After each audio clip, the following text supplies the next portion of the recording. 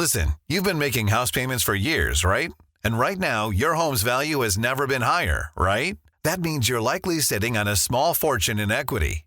Good for you. That's cash that you could use to help secure your retirement, solve all your financial burdens, enable you to travel, everything you want. The catch is, you're not ready to move. No problem. You don't have to with the TrueHold Sell and Stay Leaseback program. This is a genius financial strategy. You sell your home to TrueHold while its value is high. You bank all that equity in cash now, and you can stay as long as you like with an easy, affordable lease. And TrueHold pays property taxes, insurance, and maintenance. TrueHold unlocks your wealth without uprooting your life. Get a TrueHold offer now while your home's value is sky high. Call 1-855-300-9993. That's 1-855-300-9993. Or visit TrueHold.com. The smarter, faster way to cash out without moving out. TrueHold.com.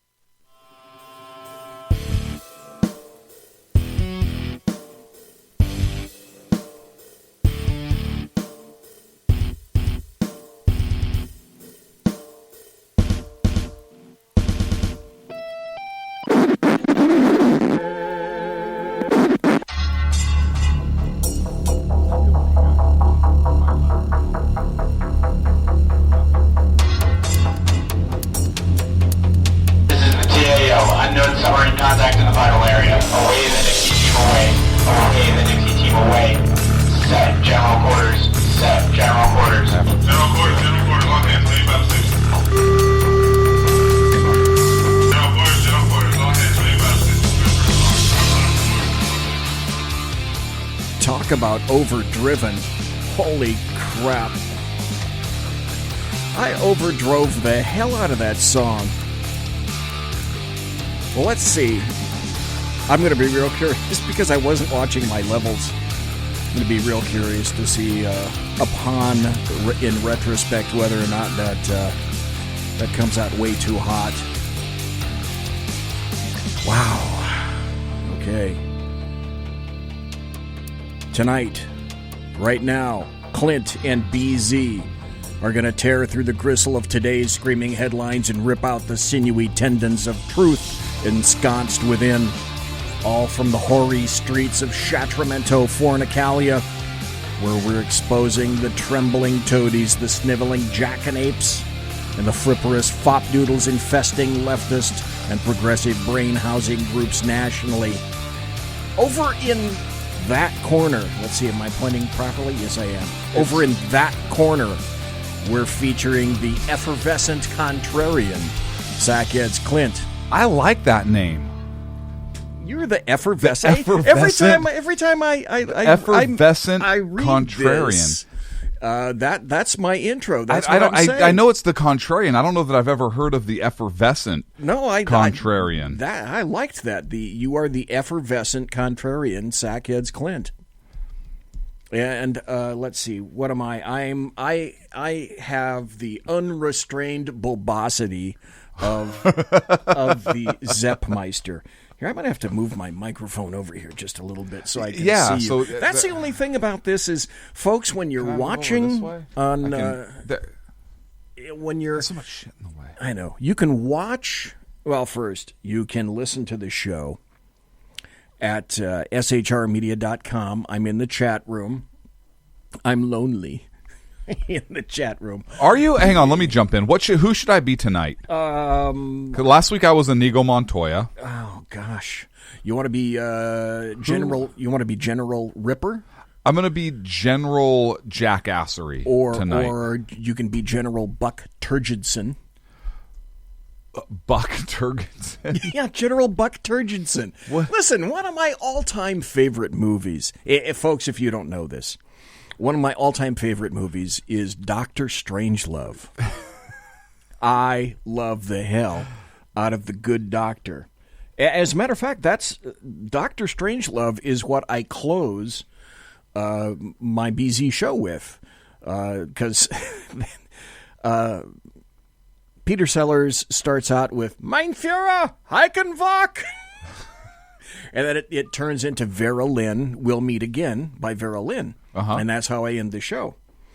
And that's all. Those are all cuts directly from Dr. Strangelove. God, Peter Sellers was in 3 roles in Dr. Strangelove. General Buck Turgidson was George C. Scott. And General Ripper was in charge of Burpelson Air Force Base. I love all that stuff. Slim Pickens. Slim Pickens was the B-52 pilot in there.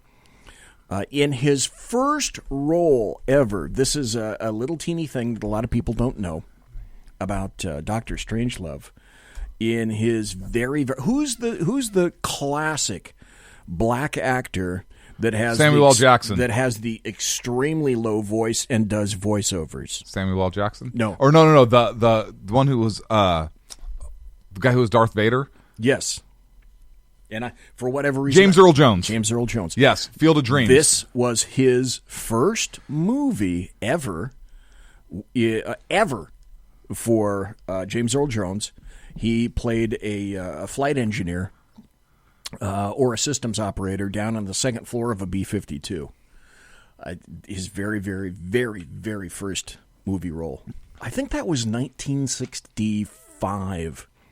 The script was by Terry Southern, and it was taken from a novel that I had at one time, and then who knows what the hell happened to it, called Red Alert.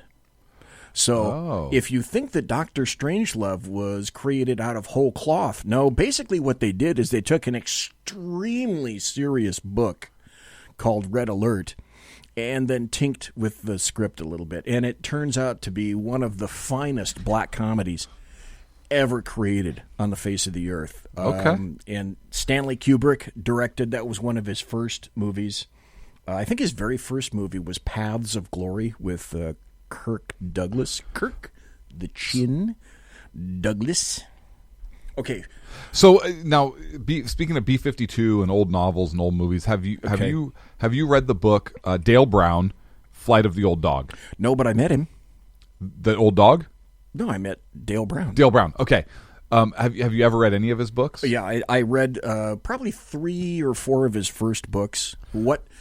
There's a little town east of Sacramento, folks, called Folsom, California, and Dale Brown was married to a deputy on my department, and I don't think they're married anymore. I think they divorced, but in any event, I went to sort of a cop meet and greet in Folsom and met Dale Brown. And at the time, Dale Brown used to be a flight engineer on a B-52. And no, I'm sorry, wrong. I thought he was a pilot. He was a navigator. I'm sorry, my mistake. He was a navigator. And we have in east of Sacramento another Air Force base, which is now deactivated. Mather. Thanks to Clinton, deactivated in 1995. Deactivated both of our bases. Yes, deactivated. Listen, you've been making house payments for years, right?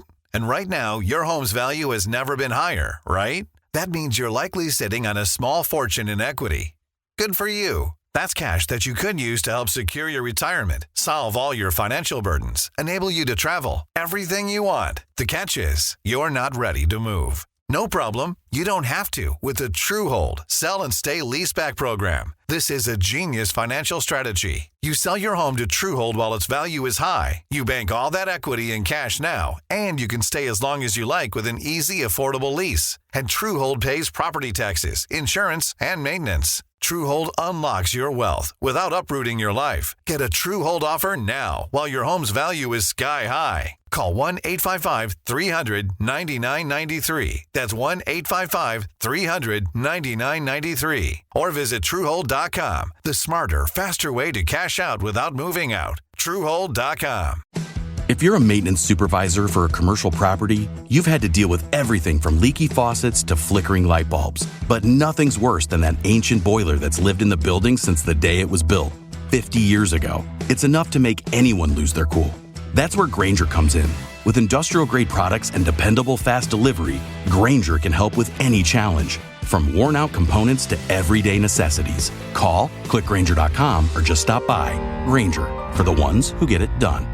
McClellan Air Force Base Yep, and and deactivated Mather Air Force Base in a massive fucking riff, courtesy of President Clinton. By the way, a riff, folks, is a reduction in force. Mm-hmm.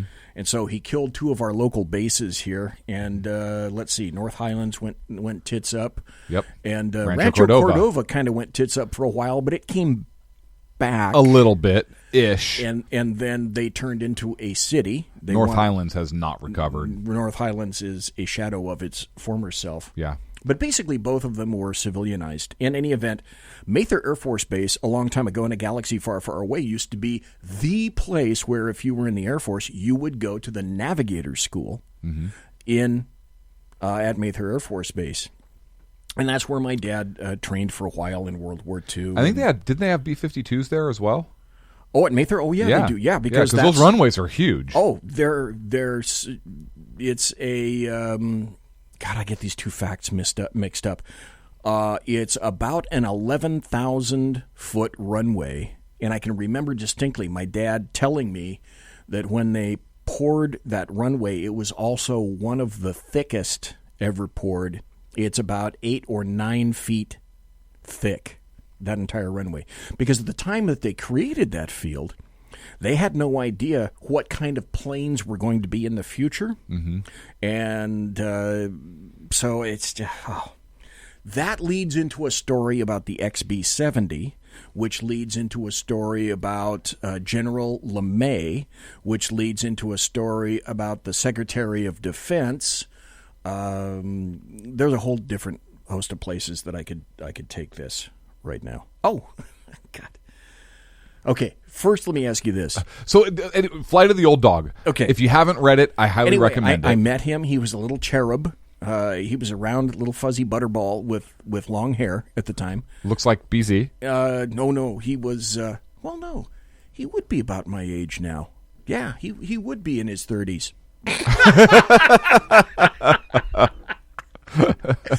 Okay, I'm a lying sack of crap. Hey, welcome to Michael John Pasqua in chat. Welcome to the Alaskan in chat, and welcome to the evil capitalist scum in chat. Capitalist scum. That's me. You must die. I'm the capitalist scum tonight. So tell us a Dale Brown story. I don't have a Dale Brown story. I literally was asking. Or did you just pick up his new book? Does he have a new book out? No, it's an old book. The book came out in his very first book. Just off the top of my head was called Flight of the Old Dog. That's the one I'm talking about.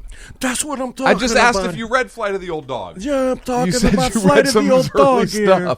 Hey, I'm talking here. It's a good book. Look, it's about a crew that basically re-weaponizes a B-52, and they fly it into the Soviet Union on a secret mission, and it's a pretty good book. And I think this is where we first meet one of his signature characters. Now, the character, the protagonist in his books, I cannot for the life of me remember, because it's been at least 10 years since I've read anything by Dale Brown. So if you haven't, that'd be a book that I would see. I mean, you couldn't do it today, but back then that would have been a great movie. Okay, trivia since we went here. Okay, trivia about the B-52. Okay, the first B-52 was not the music group. Was what kind of cockpit? What do you mean? What variety of cockpit was the original B-52? Do you remember the B-47? What the B-47 looked like? The Strato Fortress or whatever. The Strato Fortress is the B-52. There was one. No. Oh gosh. The B-47. Let me give you a clue this way. The B-47 was 6 engines. Okay. And obviously the B-52 is 8. The first version was it a single cockpit of the B-52 was a B-47 like canopy, that had a tandem cockpit. It looked like a B-47 on massive damn steroids. Huh.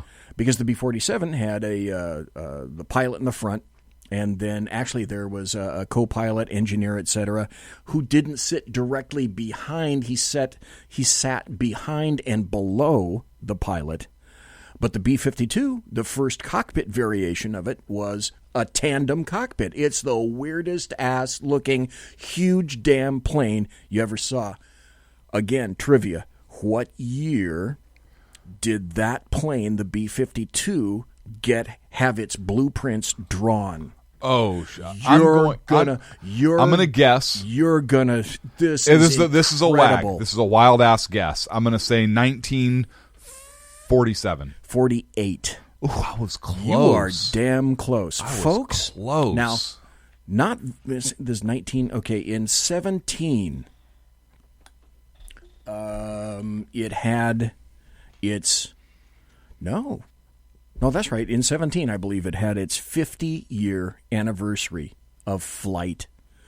So if you have sons or daughters in the Air Force, and any of them are either flying, working around the B-52, they're working on material that could be, I mean, all the old ones are gone now. I think all they've got left is the B-52H. I think even all the G's are gone. Are they? But they're working on things that could possibly, there could be parts on those things that are 50 years old. And they're going to continue. I believe they projected service into like. They're going to continue with the B-52. Yeah. Look, that just shows you the capability of that aircraft. What an airframe.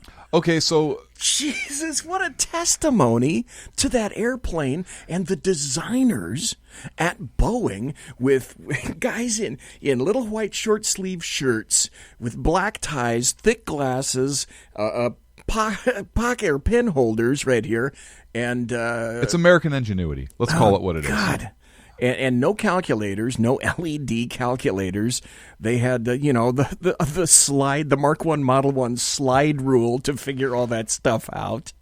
It's just incredible. Alaskan says the B-52 is older than its crews. The B-52 is older than all of their crews. Anybody that walks underneath them, around them, on top of them, services them, repairs them, flies them. Oh my God, what an incredible airframe. What an incredible testimony to Boeing.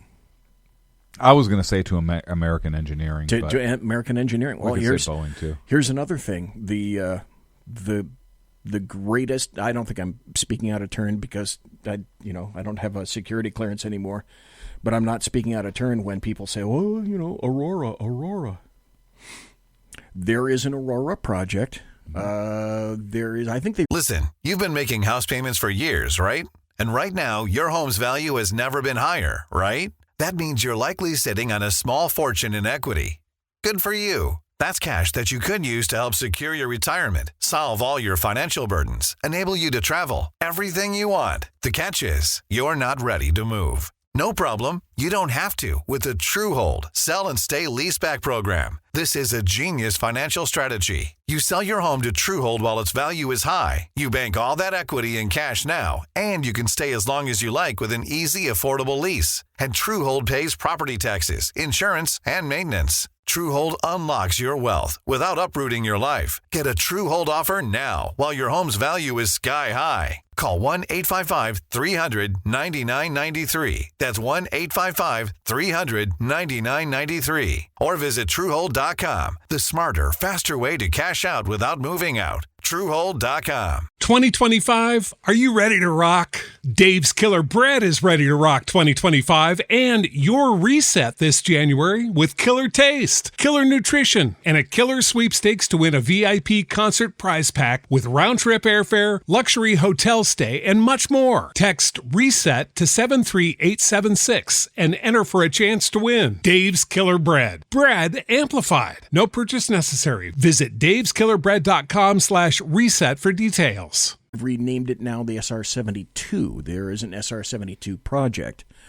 the first iteration of what became the SR-71 that President Johnson screwed up, because it actually is supposed to be RS-71. But when President Johnson in 1965 announced the SR-71, instead of reading from the script and saying, the RS-71, he screwed that up and said it was the SR-71. And from that point on, well, it stuck. Because the president said it. Because the president said the SR-71. And we can't make him look like an ass.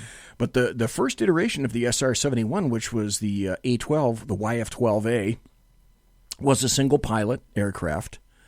And that is an incredible testimony to American ingenuity. They had to figure everything out. It's like going to the moon and trying to figure out everything, because you have to back everything up. Let's see.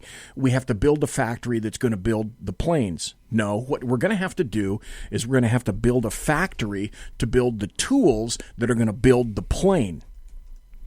And one of the most remarkable things ever is that we pulled off a major coup with regard to Russia. How did we do that with regards to the SR-71?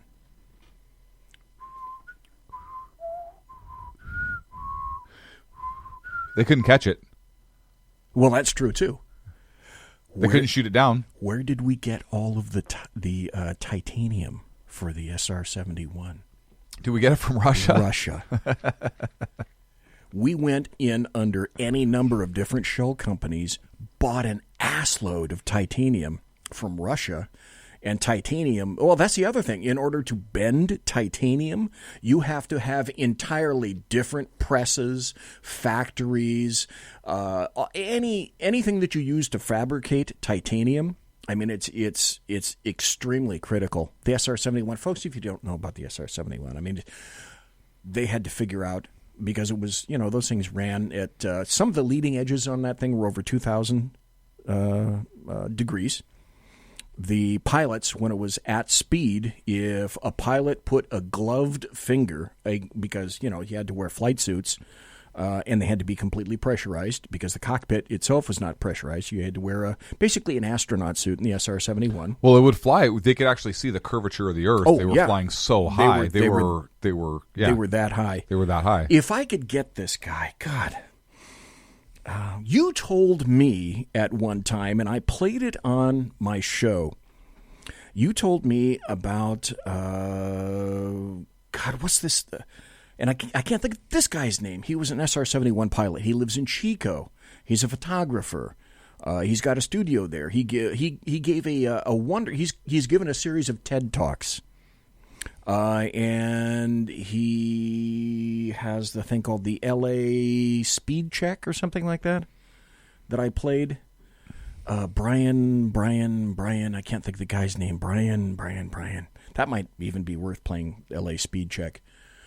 In any event, Brian Shull, S-H-U-L. Thank you, Brain. Pulled that out of my butt.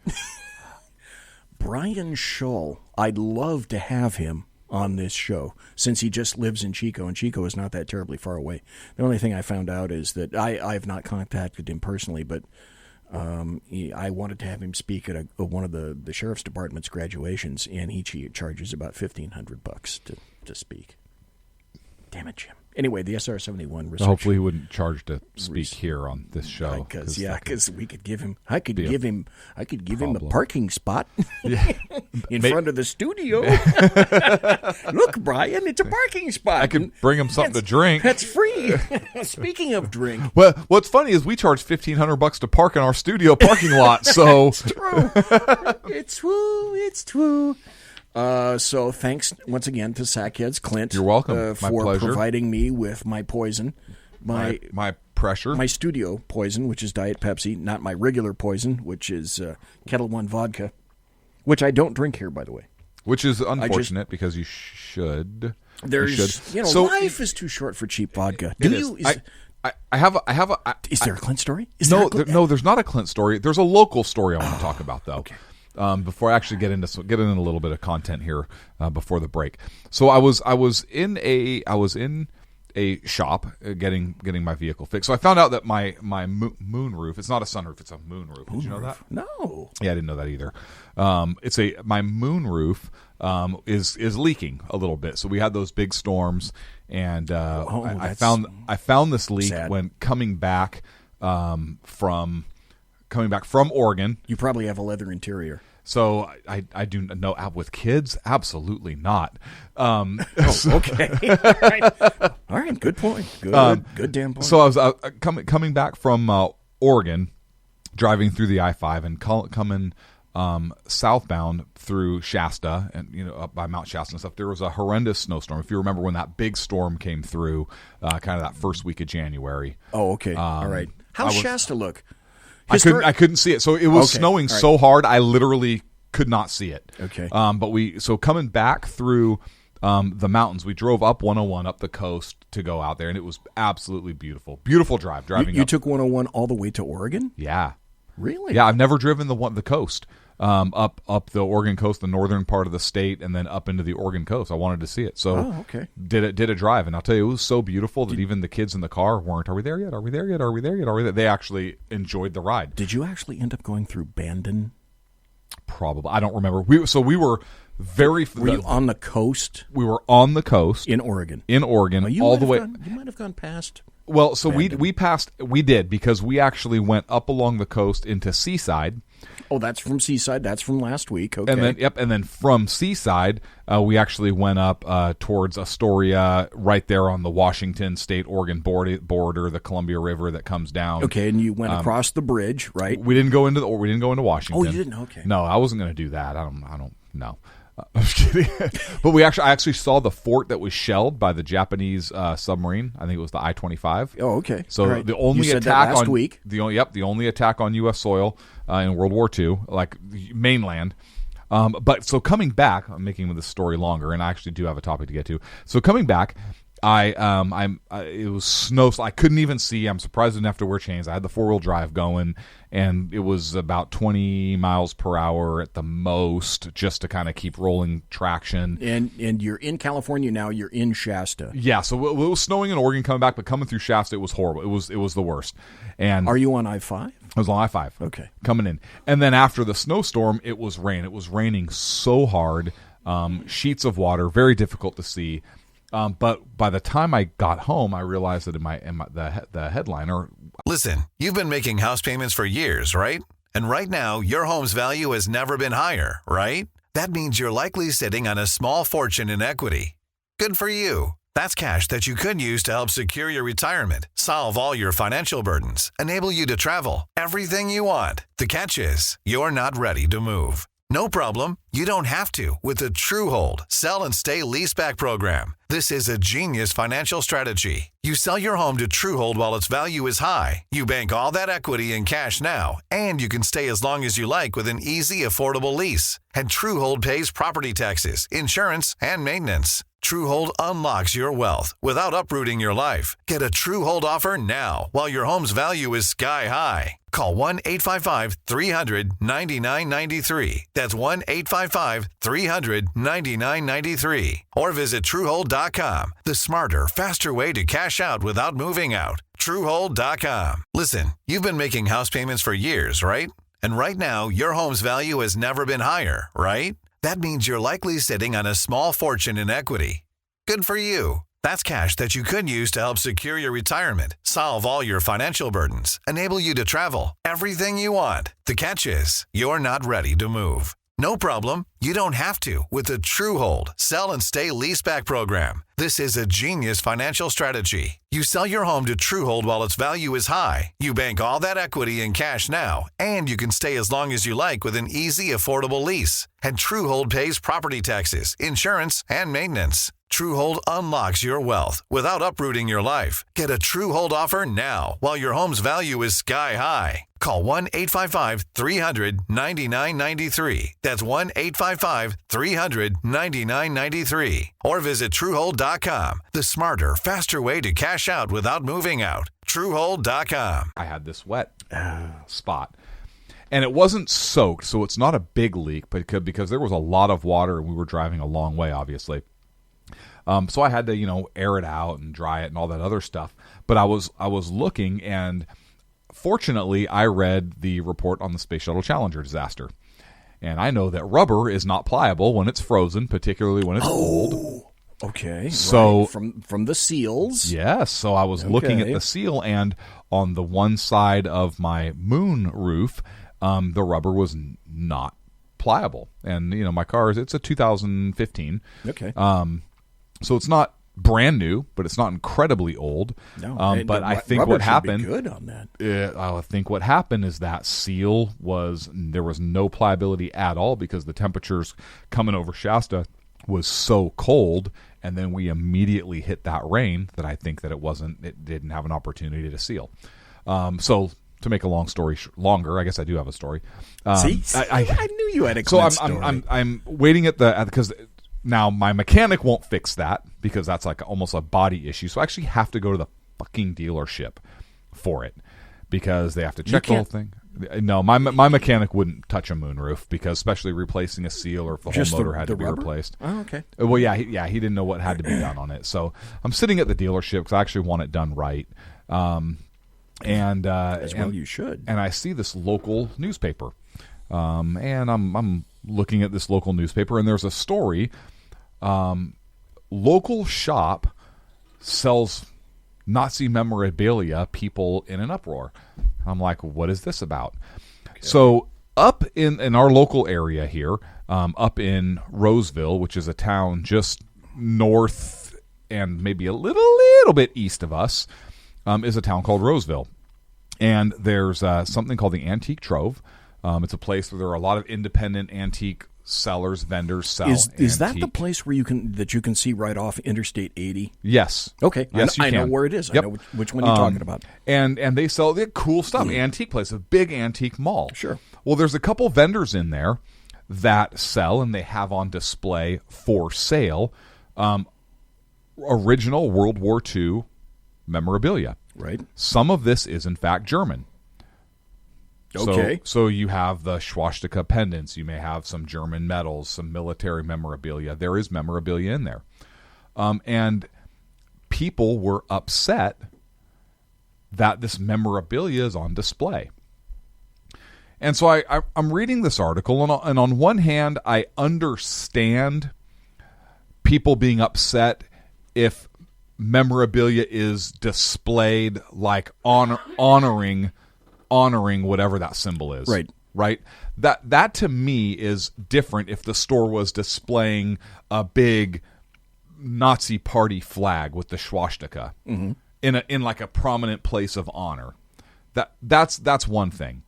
But this is a store, an antique vendor, two of them, I believe, if I'm recalling the story correctly, that sells memorabilia, and it's displayed with everything else. It's not in a position of honor or anything like that, but they sell memorabilia from World War II, U.S., Nazi, Japan, so they have it with everything else. It's not like it's spotlighted, showcased, right. We believe this. And it's not as if it's being promoted. Right. It simply exists. Correct. It's simply there for people who are history buffs, collectors, those sorts of things.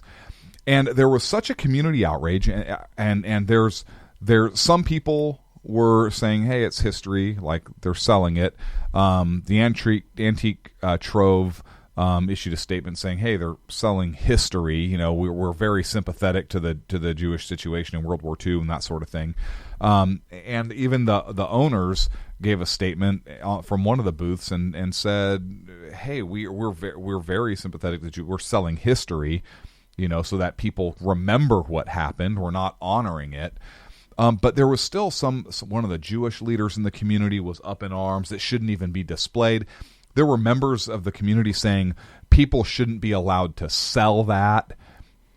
And I got to thinking, in particular, and I know we're going to get to this here in a little bit, but particularly in light of, you know, President Trump in his State of the Union had the World War II vets there and the survivor of the concentration camp and so forth. And we need to remember our history.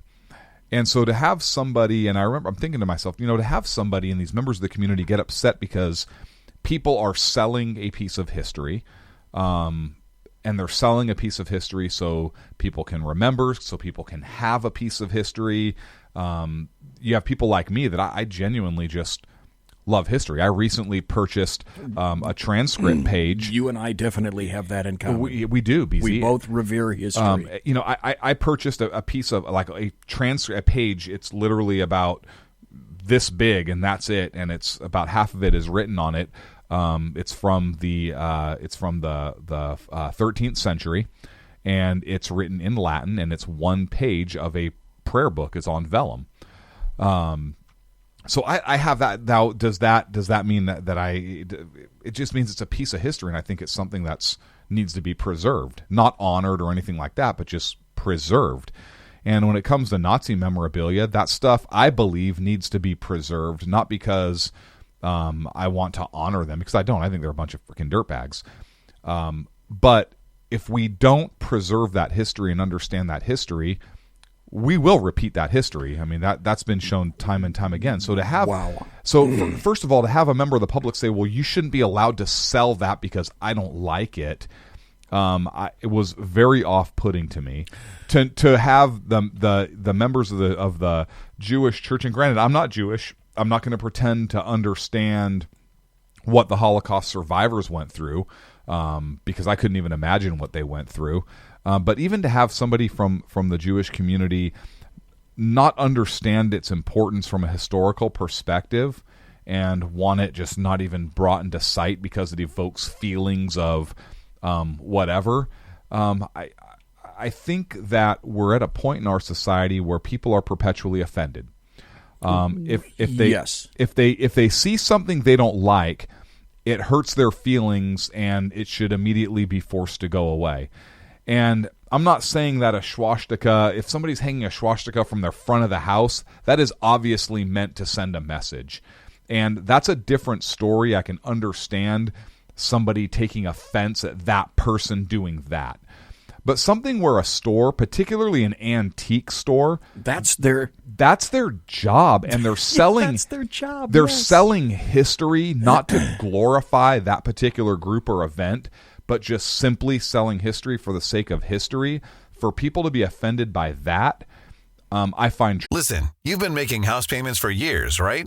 And right now, your home's value has never been higher, right? That means you're likely sitting on a small fortune in equity.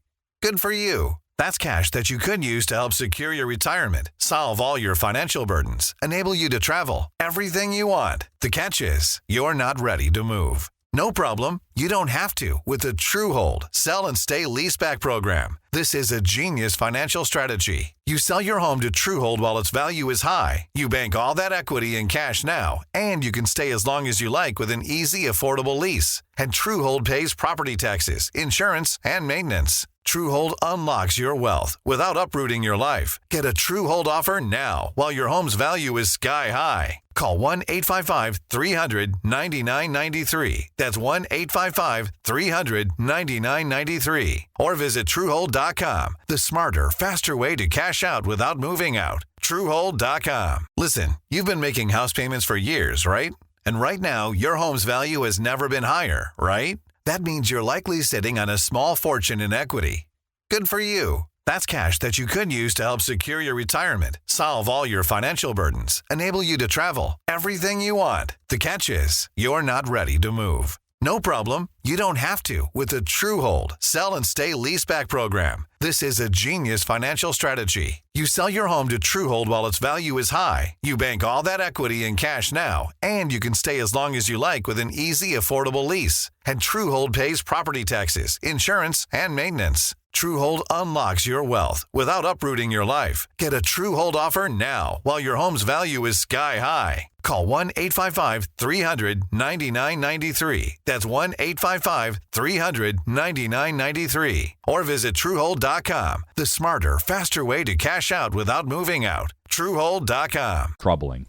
Okay, hold that thought. I don't want to get rid of that. We're going to continue with this because it's like just for a moment you were in my head.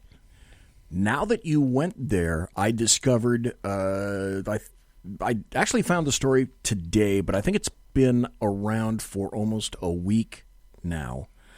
A very troubling story in a very similar vein of that. So, folks, we're going to take a break, about 5 minutes. You're going to hear some of our wonderful co-local type shows here. When we come back with Sackheads Clint and Sackheads BZ, we're going to continue on this thread, and I have a story to regale everyone, which I found, if you thought that story, and we're going to continue with Sackhead Clint's story, but I've also got an adjunct story that is I think, equally every bit as disturbing as that. And we are going to get to State of the Union. And, oh, yeah. For sure. Oh, gosh, yes. And there's so much other stuff to talk about. So you're listening to the Sackheads Against Tyranny. That's Sackheads Clint. I'm Sackheads BZ, and we'll be right back. Thanks for listening. Conservative media done right. You're listening to the SHR Media Network. Hey, it's Sean from the Sackheads Radio Show. Also one of the owners here at the SHR Media Network. Are you opinionated? Have you ever wanted to do your own show? Have you ever heard somebody like the Sackheads and go, yeah, I could probably do that better? Well, now's your chance. Send me a 5-minute clip at sackheadsradio@gmail.com, and maybe you can be part of the SHR broadcasting team. sackheadsradio@gmail.com.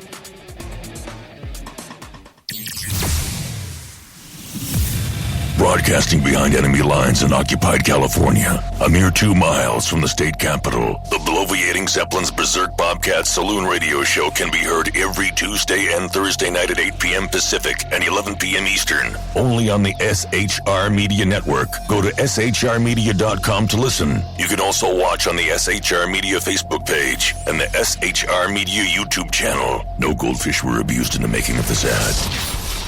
When dirty politicians, shadow governments, and deceptive Islam blind the world with fake stream media smoke, their only fear is one man with a cane. I'm Dave Milner.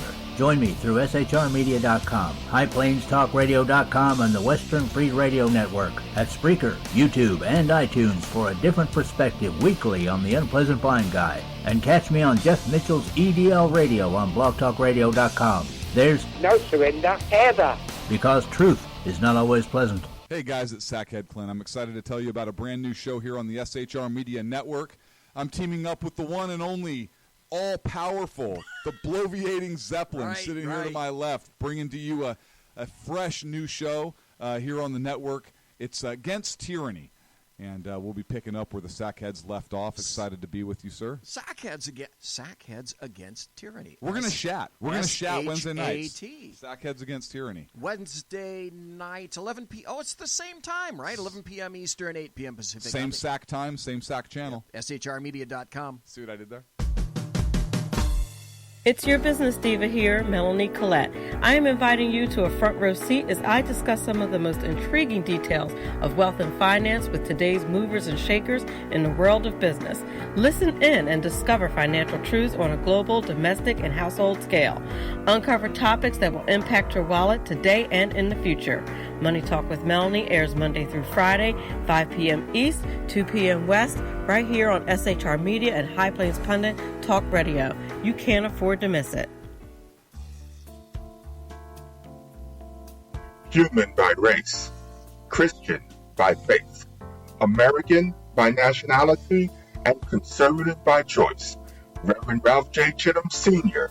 is the right guy on SHR Media from 8:05 to 9 p.m. Monday through Friday. And if on the rare occasion I am ever wrong, I will still always be right. The right guy on SHR Media. Hey, this is Michael Wright. And I'm Shannon Wright. Join us for The Right Way with Shannon and Mike, Monday through Thursday from 7 to 9 a.m. right here on SHR Media. Why are they joining us? For fun things like sports, politics. Oh, maybe some news and entertainment? And all kinds of other things. Money and recipes and events, all kinds of stuff. Yeah, so join us Monday through Thursday, 7 to 9 a.m. here on shrmedia.com. Hey, BZ. So the plan's working. You got rid of Sacco. Sean is now stepping away. I never even saw him. And I know, and Insidious. You know, we talked about this for for the last 3 years, and finally coming to fruition. You know, I'm still in the room, right? It's almost like he's here still. Did you hear that? Yeah, it's kind of. It's amazing. It's kind of at you. It's kind of eerie. Kind of a poltergeist. Like a poltergeisty thing. Yeah, Sackheads against tyranny. You're listening to the SHR Media Network. Sing us a jaunty tune. Sing us a jaunty tune. Ladies and gentlemen, boys and girls, children of all ages, it is the Sackheads Against Tyranny show. I'm Sackheads BZ. Over yonder, let me see, over yonder, this way. Oh, no, this way.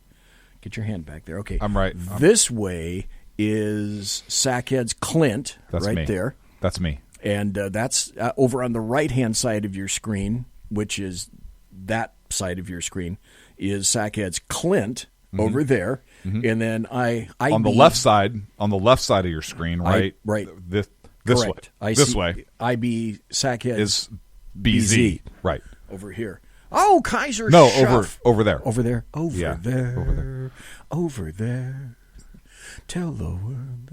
I should know the words, but I don't. You should, but you don't. Okay, let's go back to what you were talking about. Sackheads Clint was talking earlier about how an antique store was catching crap because it was selling Nazi memorabilia. Now I don't know what kind of pieces, but essentially one was like it was like a small party flag. There was an SS armband. Okay. They had some German World War II uniform accoutrements. Yes. You like that? Exactly. Thank you. Accoutrements. When you do that, I think you have to put your fingers together like this, don't you? And kind of shake it like that and go, accoutrement. Or I have to wave the battle flag, which is all white. What? Hey, Listen, you've been making house payments for years, right? And right now, your home's value has never been higher, right? That means you're likely sitting on a small fortune in equity. Good for you. That's cash that you could use to help secure your retirement, solve all your financial burdens, enable you to travel, everything you want. The catch is, you're not ready to move. No problem. You don't have to with the TrueHold Sell and Stay Leaseback program. This is a genius financial strategy. You sell your home to TrueHold while its value is high. You bank all that equity in cash now, and you can stay as long as you like with an easy, affordable lease. And TrueHold pays property taxes, insurance, and maintenance. TrueHold unlocks your wealth without uprooting your life. Get a TrueHold offer now while your home's value is sky high. Call 1-855-300-9993. That's 1-855-300-9993. Or visit TrueHold.com. The smarter, faster way to cash out without moving out. TrueHold.com. Listen, you've been making house payments for years, right? And right now, your home's value has never been higher, right? That means you're likely sitting on a small fortune in equity.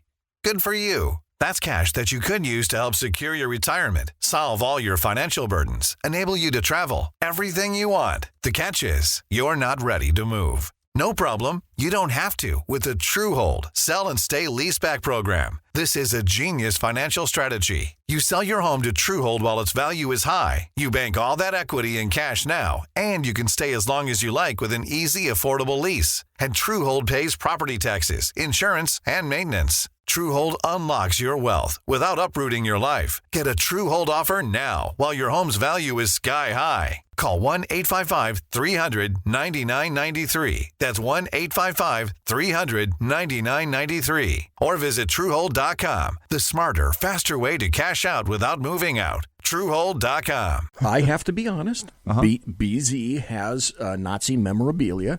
I have an artist's oil of Adolf Galland. I have an original artist's piece. Wow. Of Adolf Galland. And then Dad brought back 2 pieces of Nazi actual. He found the crap and from, across the pond and brought it back. I've got an sort of a common Nazi's dagger And I've also, he brought back a Nazi stamped, I showed it to you. Didn't I bring it in to show you? Okay, I'll bring it in next week. Okay. It's a Walther PPK 380 with an actual Nazi stamp on it. Dink. Yeah. And the Nazi stamp on the holster as well. Mm-hmm. And the dagger is probably, I don't know, like about this. Pretty long tang on it. And on the blade it says Deutschland über alles. So I have some stuff, and that's historical. To me, that's important. That's stuff my dad got from having he flew B-17s in World War II, passed away in 2009, which is weird. What is today? 6th. Okay, I'm going to inject this real quick. In 5 days, it will be the 10th anniversary of my dad's passing in 2009. I can remember it. We got the call at 3:30 in the morning. Your father passed away, and it was a terrible, terrible day. It was February 11th of 2009. He lived to be 88 years old. He lived longer than Mom. Mom passed away in 2002. She was 80 years old. She had COPD.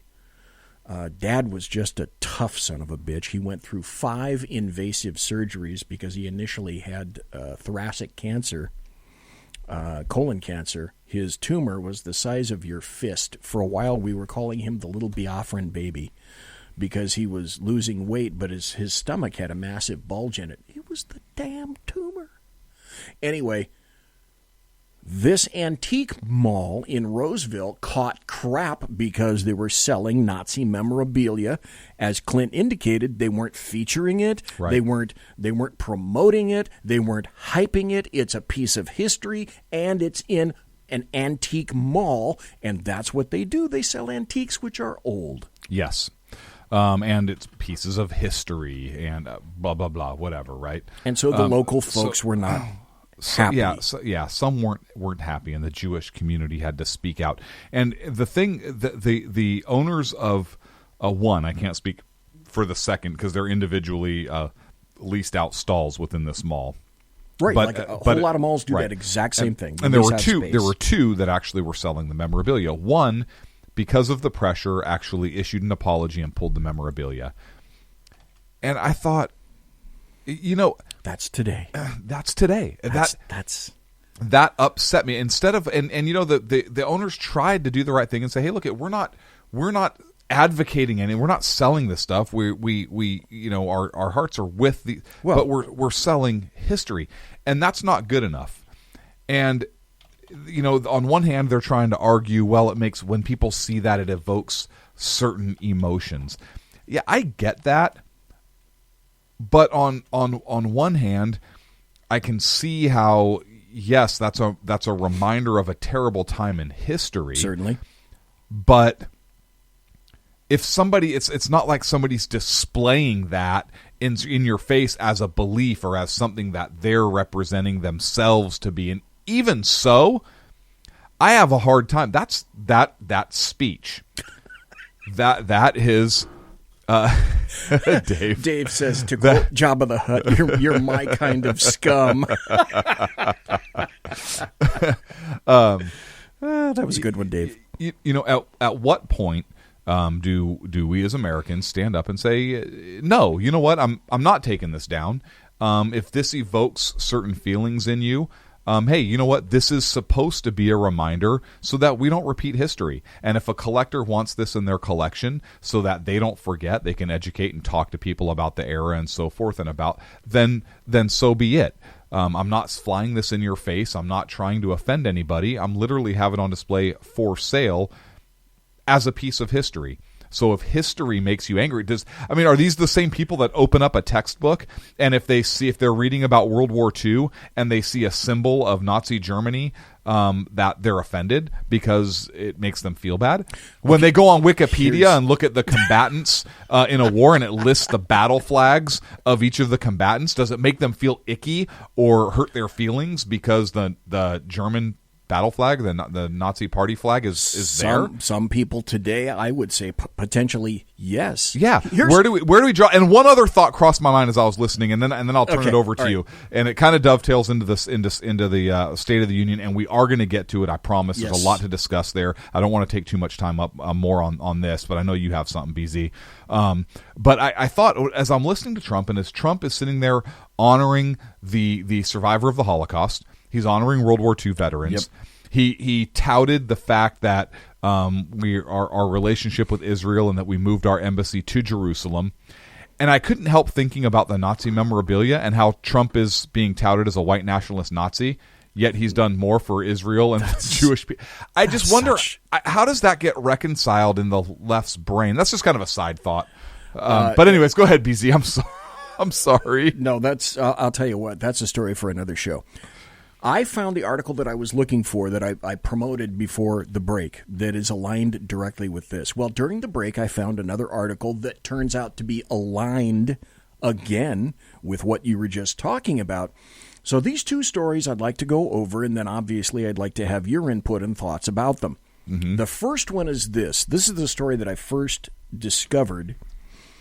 When did this come out? Okay, apparently this is an old story, but I just happened to see it on the internet very recently. It's from Newsweek. I'm looking at the byline, and I'm looking at the date. This is back from last year. This is April of 2018, but I'm sure it's true today as well. But I found this, just the headline itself, shocking. 1/3 of Americans don't believe 6 million Jews were murdered during the Holocaust.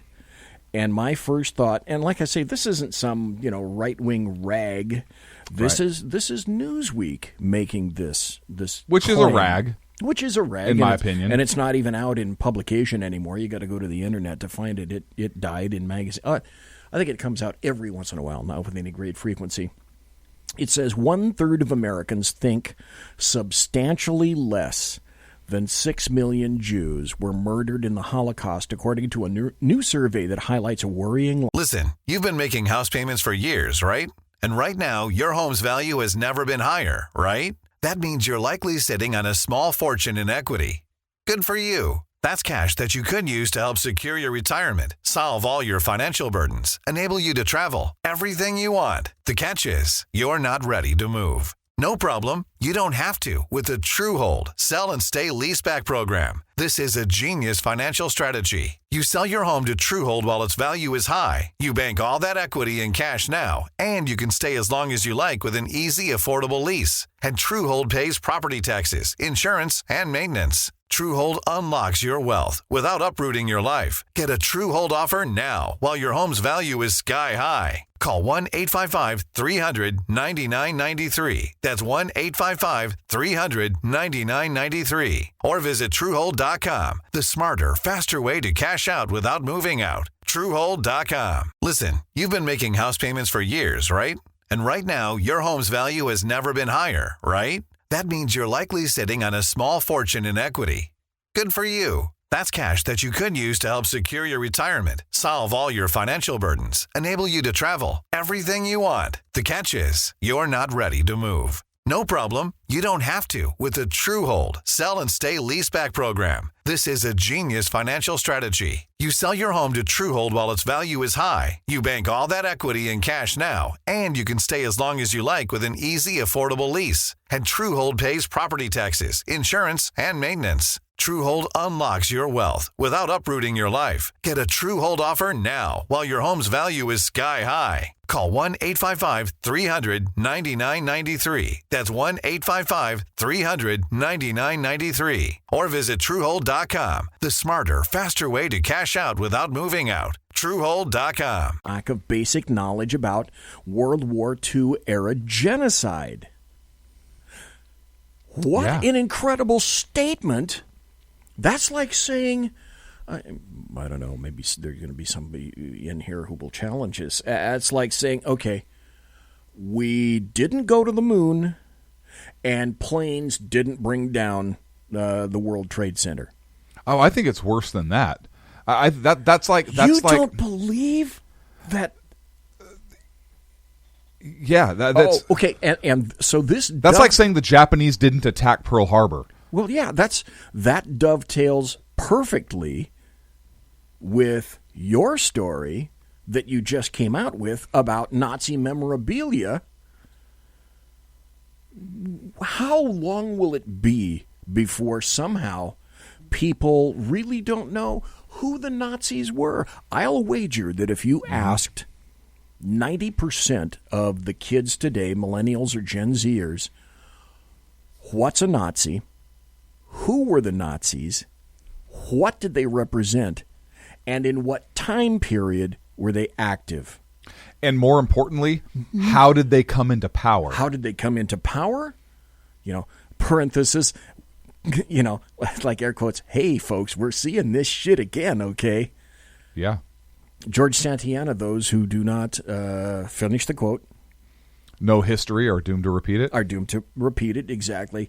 So your story was a perfect illustration of we're not interested in history and we don't know about history, and even when it's there in front of our face, we don't want to know about it. Let me give you so this is a true story. My niece, love her to death. Very close with her growing up and so forth. When she was growing up, still talk to her on a regular basis. Love her to death.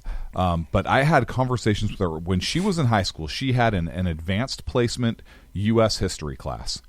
Oh boy, college level U.S. history class. Okay, their textbook was A People's History of the United States, written by Howard Zinn. Oh, okay. I thought you were going to say something like, Cass Sunstein or Bill, Howard Zinn or Bill Ayers. Howard Zinn is just as bad. So he wrote his book, A People's History of the... He is a Marxist, socialist piece of garbage, in my opinion. He wrote his book with a very anti-American view. He wrote it with a... If you haven't checked it out, yeah, Howard Zinn. It's actually quoted in Good Will Hunting when he says, now, Howard Zinn's People's History of the United States. Now, that's a book that'll knock your socks off. You have a great memory for that. So... It's a horrible book. It was written, I believe, in the 70s, but that's their textbook. So to offset that being the good uncle I am, I bought her a Patriots History of the United States just to offset the communist freaking indoctrination that was happening in her class. God bless you for that. So this is a true story. This is what her teacher mentioned about George Washington and John Adams. Two pretty important people in history to study, right? If you're studying American history, particularly at a college level. Kids may know AP Sam class. Adams. Right, right. But they don't know John Adams. Yeah. So here is and this is a quote of what she told me, and I remember this. She's well out of high school. She's got a great career now, married to a fantastic guy. I love them both, but I still remember to this day what she told me her teacher said. She said, Uncle, this is what my teacher said about George Washington and John Adams. He said, in the same breath, George Washington was not very intelligent. And for John Adams, all you need to know about him is Alien and Sedition Acts. I'm not saying any more about them. Oh, please. That is what our high school students here in California at Santa Rosa High School in their AP history class was learning about our founding fathers. They spent a lot of time on FDR. Shocking. Yeah. They spent a lot of time on Woodrow Wilson. Shocking. Yeah, folks, if you don't know about Woodrow Wilson, oh my God. Yeah, he is responsible for the income tax. Yes. He is responsible for the direct election of U.S. senators. He fundamentally transformed our American government because he took state representation away at the federal level. So it used to be the states were the people were represented by the House, right? That's where the people's representation comes. Correct. Well, the state legislatures would choose the senators. The senators were the upper house, and they would represent the state interests, the interests of the individual states, at the federal level, and the president obviously being the executive that manages the federal. So you had all three interests working together to pass legislation. Woodrow Wilson was responsible for stopping that, putting an end to that, because what's the biggest threat to federal power? States' rights. And that damn 10th Amendment. The other thing that Woodrow Wilson did is he said he wanted to make our young men as least like their fathers as possible. Because did you forget about that? I had forgotten. That folks, quote. Study Woodrow. If you want to know God, you're what right. is going on today. You're right. And he wanted to do it through the education system. Folks, progressives have been at this for over 100 years. And this is the result we get now in the education system that we have here in the United States, and in particular, the state of California. And this is what my lovely niece was exposed to. So you want to know why people don't understand the principles of our country. You want to know why they don't understand Western civilization. You want to know why they think socialism is good. This is why. They're erasing history. They're changing history. And I know this flag incident or this memorabilia incident is kind of just another little example of that. They're erasing It's endemic. It is. I'm going to finish this story, and then I've got one more before the top of the hour break. They're erasing our history, and it's sad. Look, folks, we are responsible. Every civilization throughout history has had slavery. We're the first ones to end it. There is slavery today. Yes. In Africa. Yes. There is slavery today. Yes. The United States of America, in particular Western civilization, ended slavery. All of the civilizations practiced slavery. The American Indians practiced a form of slavery, the Native Americans. Thank you for saying that, because as I said... I'm going to be crucified for that. Watch. Well, it's true. Listen, you've been making house payments for years, right? And right now, your home's value has never been higher, right? That means you're likely sitting on a small fortune in equity. Good for you. That's cash that you could use to help secure your retirement, solve all your financial burdens, enable you to travel, everything you want. The catch is, you're not ready to move. No problem. You don't have to with the TrueHold Sell and Stay Leaseback program. This is a genius financial strategy. You sell your home to TrueHold while its value is high. You bank all that equity in cash now, and you can stay as long as you like with an easy, affordable lease. And TrueHold pays property taxes, insurance, and maintenance. TrueHold unlocks your wealth without uprooting your life. Get a TrueHold offer now while your home's value is sky high. Call 1-855-300-9993. That's 1-855-300-9993. Or visit TrueHold.com. The smarter, faster way to cash out without moving out. TrueHold.com. Listen, you've been making house payments for years, right? And right now, your home's value has never been higher, right? That means you're likely sitting on a small fortune in equity. Good for you. That's cash that you could use to help secure your retirement, solve all your financial burdens, enable you to travel, everything you want. The catch is, you're not ready to move. No problem. You don't have to with the TrueHold Sell and Stay Leaseback program. This is a genius financial strategy. You sell your home to TrueHold while its value is high. You bank all that equity in cash now, and you can stay as long as you like with an easy, affordable lease. And TrueHold pays property taxes, insurance, and maintenance. TrueHold unlocks your wealth without uprooting your life. Get a TrueHold offer now while your home's value is sky high. Call 1-855-300-9993. That's 1-855-300-9993. Or visit TrueHold.com. The smarter, faster way to cash out without moving out. TrueHold.com. I'm gonna tell people a commonality about all human beings. Here's the deal about the Plains Indians. They were some of the most cruel, barbaric people around. Women rapers, extremely warlike, not necessarily at one with nature, etc., etc. Here's the truth, which is, had the American Plains Indian or the American Indian encountered their Bronze Age or their Industrial Age before Europe, and done it right there where they were, they would have built ships, crossed the ocean, and slaughtered the crap out of people in Europe. Period. End of statement. Now, are you... Yeah, I am, BZ. I know we have a lot to get to, and we're almost 1 hour down, and we have a whole State of the Union to get to. Let me go over this. This is more of the story about people not remembering the Holocaust anymore. These are another couple of quotes. The Conference on Jewish Materials Claims Against Germany, or Claims Conference, released the findings of the survey to coincide with Holocaust Remembrance Day. They show a notable lack of understanding among Americans, especially millennials, the group said. Bingo. The survey shows that 70% of Americans believe people care less about the Holocaust than they used to. A majority, 58%, said they believe something like the Holocaust could happen again. We remove history to our own very, very serious detriment.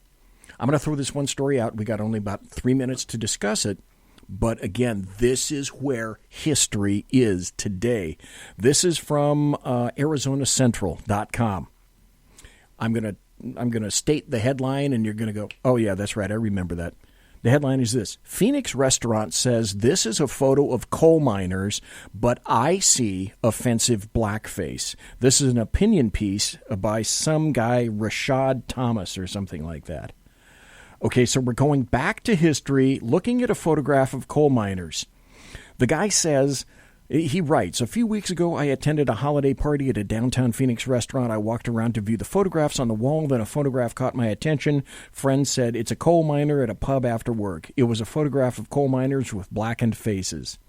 I asked a Latina and a white woman for their opinion. They said it looked like the coal miners at a pub after work. Then they stepped back, frowned, and said, it's men in blackface. So, okay, first of all, this is the victimology of leftists. This is people, it's in the leftist domain anymore that you're not shit unless you're a victim. So let me say this. That governor, somebody dressed in blackface right next to a guy in a KKK outfit. Northam. That's one thing. Okay, that's pretty distasteful. Somebody who dressed up in quote-unquote blackface because they're trying to emulate their favorite rap singer at the time or emulate a rap, big fucking deal. So here's my take on this, and I was thinking about this today. I actually had a discussion on this today. My kids have a grandfather who is black, and he's obviously not biological, but they've grown up their entire life with him as their grandfather. Very close to him. My kids have grown up not seeing a difference in race. They learned that as they're going up and in school and so forth. Before they really, and they still don't even really see a difference. They refer to him as, hey, that dark man, or hey, that dark gal, or so they'll refer to skin shading. They don't see the racial differences because of how they have grown up. So my kids could and one of my boys loves Black Panther. He wanted to dress up as Black Panther for Halloween. Oh my God. And one of the things he wanted to do, my God, because he loves Black Panther and he doesn't see a difference in race, is he wanted to darken his skin like Black Panther. Could you imagine? He didn't. He had a mask and everything on. But could you imagine this little boy legitimately want to dress up as a character who he looked up to, a black superhero that he looks up to as a kid, much like some kids look up to Superman, some kids look up to Aquaman, Wonder Woman, whatever, and he wants to dress up to emulate a superhero. Can you imagine the outcry today? Oh boy, that would be. So, okay, so does that mean then, by the same argument, that a black kid couldn't dress up as Superman and lighten his face. Something tells me, however, that would be acceptable, right? That's a one-way street. But why this is my point, right? Yes. I can't dress up as a Native American with a headdress to go to a Halloween costume. Not anymore. Where do we draw the line? Can I not dress up as an alien because maybe aliens exist and we don't want to offend them? They could get pissed off. Can I not dress up as an elephant because perhaps elephants don't like the fact that I'm dressing up as them because I'm making fun of them? Well, can I not dress up as a priest? Listen, where do you draw the line? But my point is that what blackface, quote unquote, if somebody's dressing in quote unquote blackface to denigrate with the intent of denigrating a specific race or ethnic group or something, that makes them an asshole. But it doesn't mean that they can't do it. We still live in America. But even in a case as simple and as innocent as a young kid wanting to dress up as their favorite superhero who happens to be another race, but the kid legitimately doesn't see that. Yet, could you imagine if he wanted to run for office one day and somebody got a hold of that? It's, oh my God, your parents let you dress up as blackface. Where do we draw the line? George Santayana, those who forget history are doomed to repeat it. We are in the process of being doomed. Folks, come right back. Conservative media done right. You're listening to the SHR Media Network. Hey, it's Sean from the Sackheads Radio Show, also one of the owners here at the SHR Media Network. Are you opinionated? Have you ever wanted to do your own show? Have you ever heard somebody like the Sackheads and go, yeah, I could probably do that better? Well, now's your chance. Send me a 5-minute clip at sackheadsradio@gmail.com, and maybe you can be part of the SHR broadcasting team. sackheadsradio@gmail.com. Listen, you've been making house payments for years, right? And right now, your home's value has never been higher, right? That means you're likely sitting on a small fortune in equity. Good for you. That's cash that you could use to help secure your retirement, solve all your financial burdens, enable you to travel, everything you want. The catch is, you're not ready to move. No problem. You don't have to with the True Hold Sell and Stay Leaseback program. This is a genius financial strategy. You sell your home to True Hold while its value is high. You bank all that equity in cash now, and you can stay as long as you like with an easy, affordable lease. And True Hold pays property taxes, insurance, and maintenance. True Hold unlocks your wealth without uprooting your life. Get a True Hold offer now while your home's value is sky high. Call 1-855-300-9993. That's 1-855-300-9993. Or visit TrueHold.com. The smarter, faster way to cash out without moving out. TrueHold.com. Listen, you've been making house payments for years, right? And right now, your home's value has never been higher, right? That means you're likely sitting on a small fortune in equity.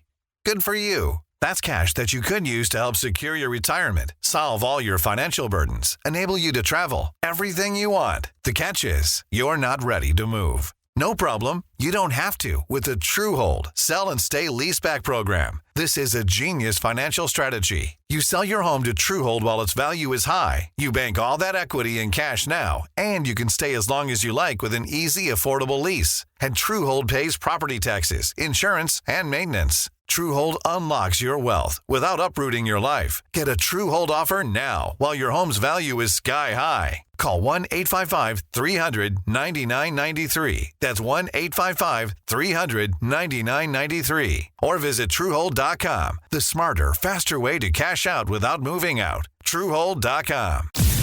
Broadcasting behind enemy lines in occupied California, a mere 2 miles from the state capital, the bloviating Zeppelin's Berserk Bobcats Saloon Radio Show can be heard every Tuesday and Thursday night at 8 p.m. Pacific and 11 p.m. Eastern, only on the SHR Media Network. Go to shrmedia.com to listen. You can also watch on the SHR Media Facebook page and the SHR Media YouTube channel. No goldfish were abused in the making of this ad.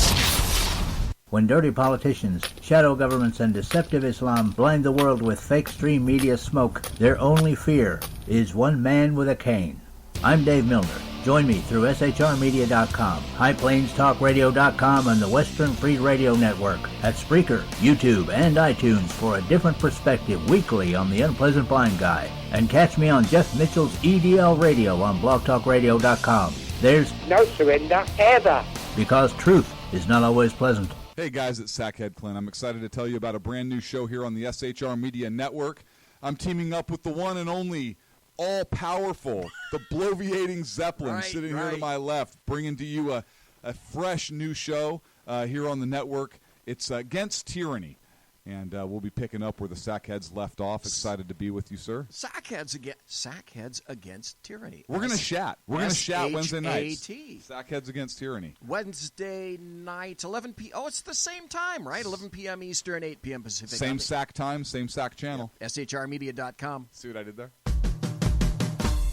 It's your business diva here, Melanie Collette. I am inviting you to a front row seat as I discuss some of the most intriguing details of wealth and finance with today's movers and shakers in the world of business. Listen in and discover financial truths on a global, domestic, and household scale. Uncover topics that will impact your wallet today and in the future. Money Talk with Melanie airs Monday through Friday, 5 p.m. East, 2 p.m. West, right here on SHR Media and High Plains Pundit Talk Radio. You can't afford to miss it. Human by race, Christian by faith, American by nationality, and conservative by choice. Reverend Ralph J. Chittum Sr. is the right guy on SHR Media from 8:05 to 9 p.m. Monday through Friday. And if on the rare occasion I am ever wrong, I will still always be right. The right guy on SHR Media. Hey, this is Michael Wright. And I'm Shannon Wright. Join us for The Right Way with Shannon and Mike, Monday through Thursday from 7 to 9 a.m. right here on SHR Media. Why are they joining us? For fun things like sports, politics. Oh, maybe some news and entertainment? And all kinds of other things. Money and recipes and events, all kinds of stuff. Yeah, so join us Monday through Thursday, 7 to 9 a.m. here on shrmedia.com. Hey, BZ. So the plan's working. You got rid of Sacco. Sean is now stepping away. I never even saw him. And I know, and insidious. You know, we talked about this for for the last 3 years, and finally coming to fruition. You know I'm still in the room, right? It's almost like he's here still. Did you hear that? Yeah, it's kind of. It's amazing. It's kind of at you. It's kind of eerie. Kind of a poltergeist. Like a poltergeisty thing. Yeah, Sackheads Against Tyranny. You're listening to the SHR Media Network. Wow. This has been a great show. First hour it just blew right back. Just way past. And I tried to get into chat, but during the break, this is wonderful. So during the break, over there, let's see. No, you got to point. You got to point that way. Okay, over there. Yes, Sackheads Clint found a story and just now sent it to me. Oh my God, this is great. So please take it away, Sackheads Clint. This is great. I love this. So Joseph Wolfson, I think I'm pronouncing his name correctly, of Fox News, posted an article about an hour ago about Joy Behar. And if you know who she is, she's one of the great conservative, gun-loving, red-blooded American broads right. on The View. Well, there was a clip that resurfaced today that showed her explaining a Halloween costume from when she was younger. She was 29 years old at the time, so I think this was about 80 years ago. That's my kind of age. And she had a picture of herself dressed up as a quote, beautiful African woman at a Halloween party. And she said that she was used makeup that was a little bit darker than her skin, in order to achieve this. And one of the other co-hosts said, "Oh my gosh, Joy, are you black?" And Joy Behar says, "I was so cute." And she says, "Joy, are you my auntie, Joy?" This other gal on the show joked, and it was so great. And then they asked, "Did you have tanning lotion on?" And she said, "Oh, that was a little bit darker than my skin for the makeup." And it was just all so cute, and it was so nice, and it was a Halloween costume, and she was a beautiful African woman that she was dressed up as. That's fucking called blackface, you bunch of fucking jackasses. So on one hand, people are skewering the fucking governor and now the attorney general for quote-unquote blackface, and kids at college can't dress up in quote-unquote blackface, or they can't dress up as American Indians, or they can't dress up as Mexicans, they can't wear sombreros, they can't have Taco Tuesday because it's quote-unquote cultural appropriation. They can't have Chow Mein Wednesday. But this broad dressed up in blackface, okay, and it's fine. Let me ask you a very important question. Are you fucking kidding me?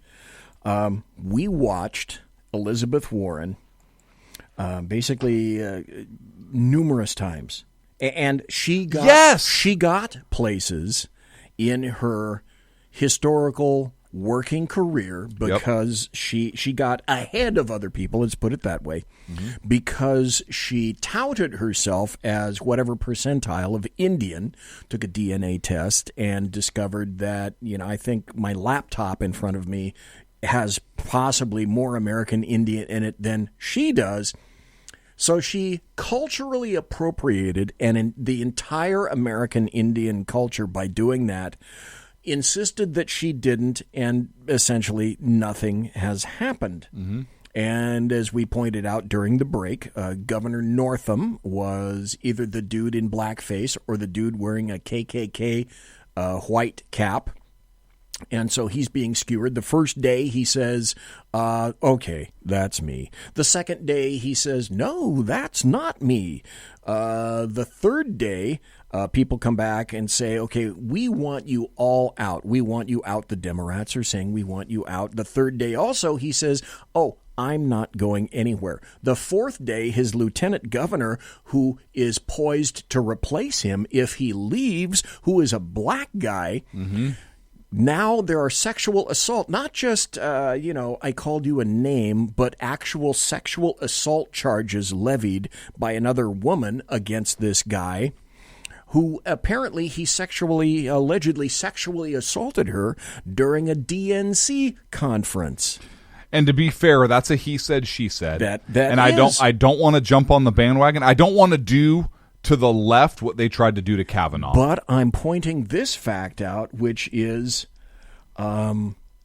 it's okay if they do it. It's bad if we do it. So as we were discussing on the break, I have to – it's called schadenfreude.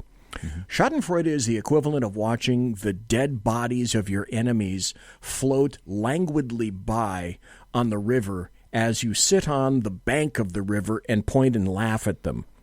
So that these fucktards are getting hoisted on the petard of their very own creation, to quote Chief Dan George from a Clint Eastwood movie, my heart soars like an eagle. When something like that happens, it makes me very, very happy to see that sort of thing happening. Yeah. It couldn't, in other words, it couldn't happen to a finer set of people. Of broads. So, one of our listeners just sent me a message saying that he thinks all of us should dress up as coal miners for Halloween. Should we have a daughter? Get a hard hat and just dress up as coal miners. What? Look, we're well into past the halfway mark of the show. Let's get into the State of the Union. Okay, because there was some great stuff. I got a couple of there. audio cuts that I'd like to play. Yeah, please. And I'd like to get your input on these. The first one is I think it's on the Hannity show, and if I'm not mistaken, this is Jim Jordan piping up about one of what I think was one of the most powerful aspects of President Trump's State of the Union speech. I got to say this. This was I've watched every State of the Union that I can remember. I Yes. remember watching one of Reagan's State of the Unions because I was pretty young when he took office. But I remember he served 8 years, and I remember watching one of his, and I remember just being in awe. I didn't really understand too much of what was happening, but I remember feeling a sense of pride from hearing that.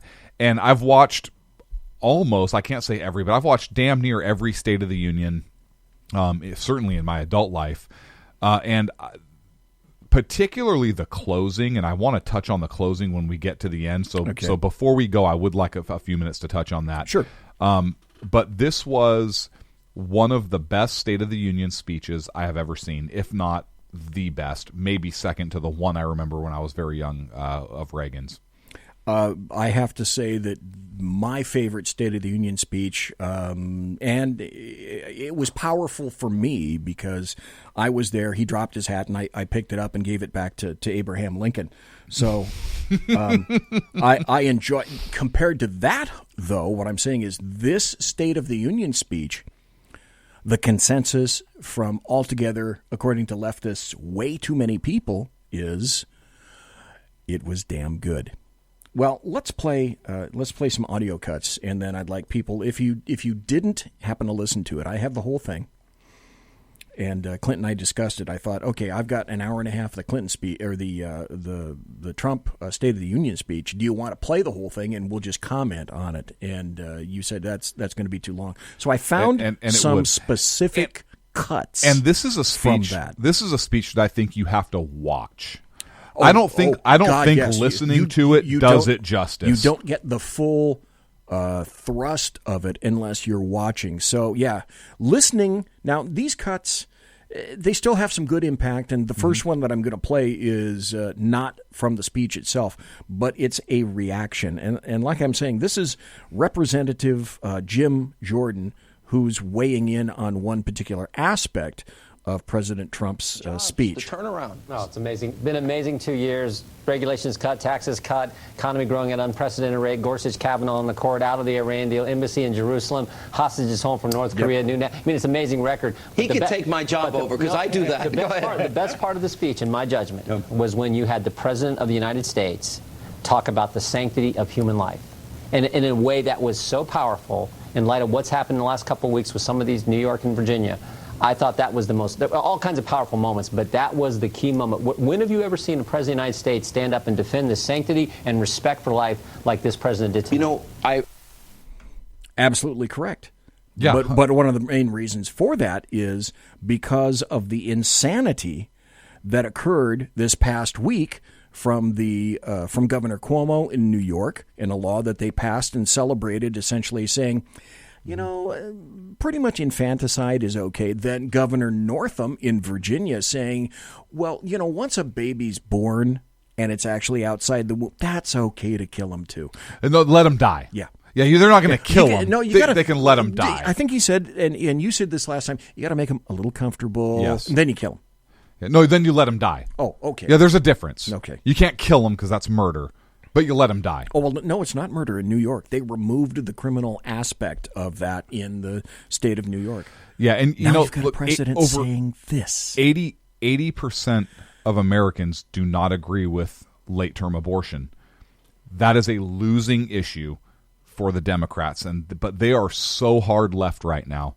And we won't even get into the moral debate because the fact that we would even be discussing the need to have a moral debate on this topic for late-term abortion, it staggers the brain. Yes. How do you wrap your head around the fact that leftists are pushing so far that they're looking for actually infanticide? I think maybe they've pushed so hard that it is infanticide. It is, but you know what? I think maybe they've pushed so hard on this.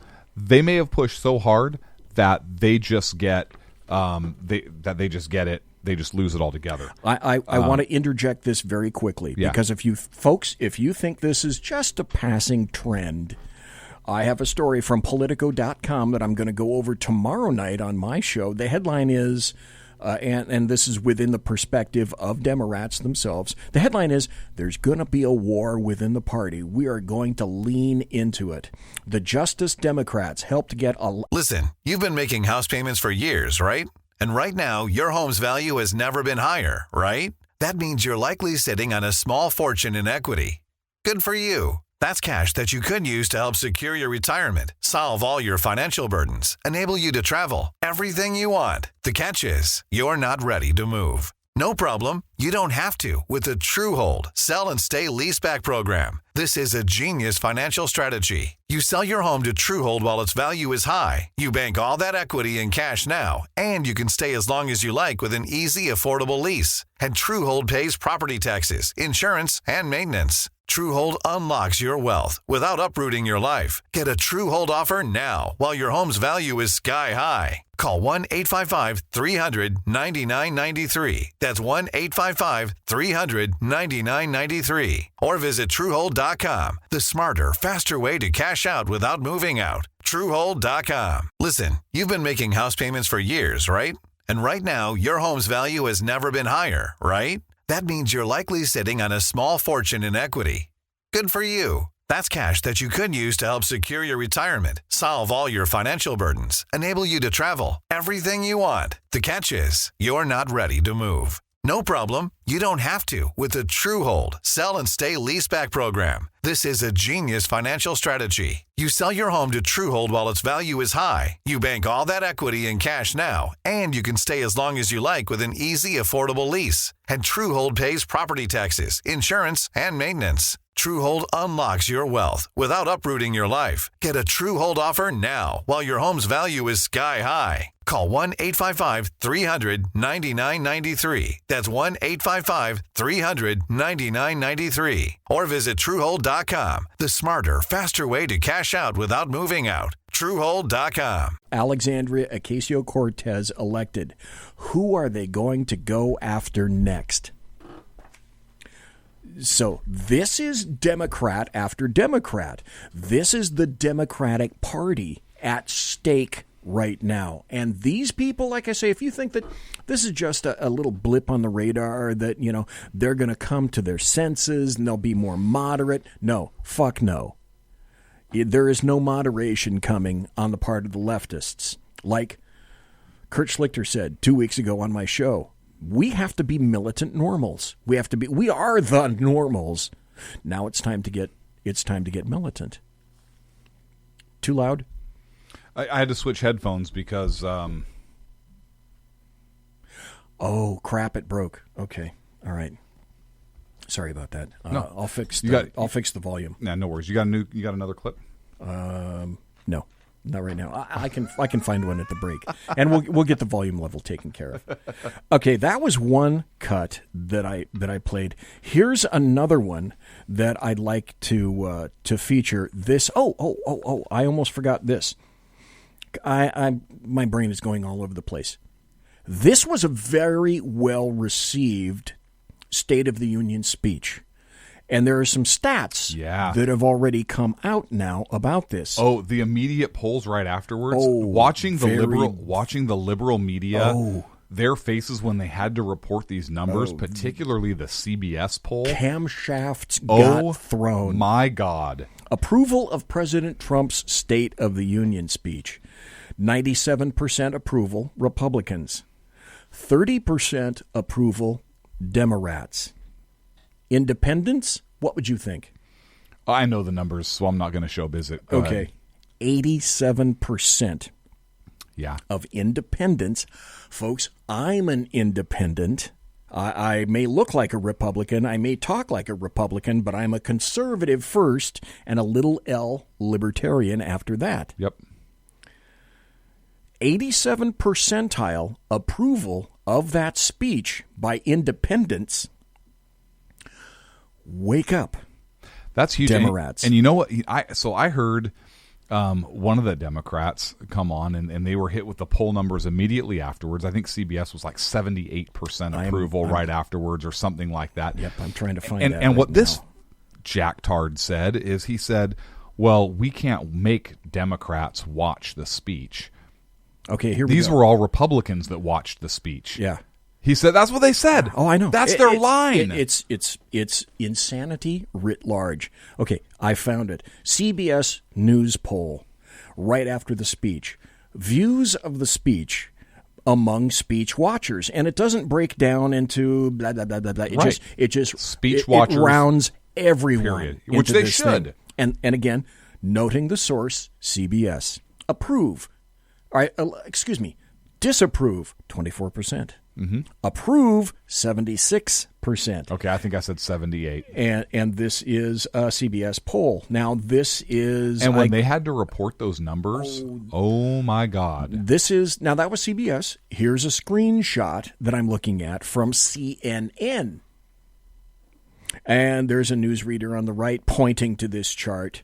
And the graphic says, reaction to Trump's speech. Speech watchers. Again, doesn't break anybody down into just speech watchers. Very positive. This is CNN. Very positive, 59%. Somewhat positive, 17%. Negative, 23%. Add those two numbers together. Yeah. Basically, you have 3/4. Yep. There's less than 1/4 of the people who watch the speech think of it in negative terms. Yeah. And that this is a clue. These are clues. And that is so huge. You had look, I didn't count how many times the Democrats stood up. This president spoke on issues, and I know you have more for us, BZ, but he spoke on issues that really should have, and it did, transcended the political aisle. He talked on issues that the parties actually have common ground on.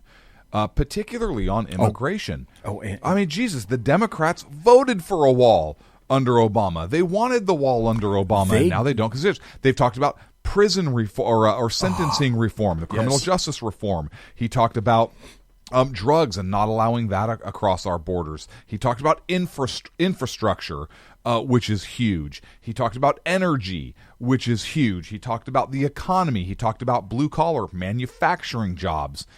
He talked about all of these things, and Democrats were, I mean, at one point he even had the women in white who were sworn not to stand up. And he called them on it. He said, you weren't supposed to do that. And he said, you like that, wait for this one, or something like this. See, in my opinion, with this speech, one of the reasons that it was a great speech is he did what he has customarily done, except this time he kind of pulled the Trump bull, the bull in the china shop, back a little bit. Yes. And was, in my opinion, had more efficacy behind it. The other problem, the writing on the wall, was exactly as you point out, folks. There's a big difference between listening to some of the cuts that I'm going to play and watching the speech. As you pointed out, watching the speech is critical because of the way that certain people stand up and applaud and sit down.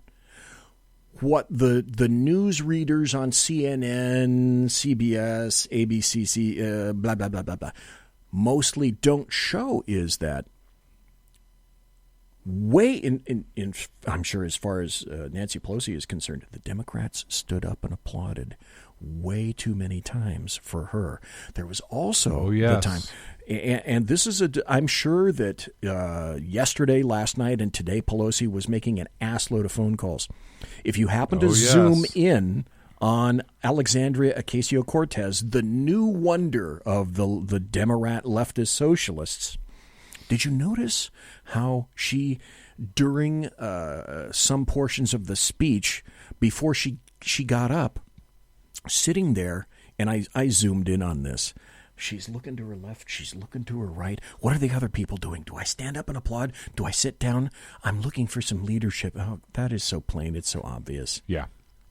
Talk about... do what you feel you should do. Yeah, which is why I'm sure that Pelosi zeroed in on a lot of those people, called them up and said something similar to, if you stand up during one of his State of the Union speeches again, well, there won't be another one unless, certain things happen. Well, yeah, there will be another one. If you stand up again, there'll be one more. Yeah, there'll be one more on an election year. Yeah.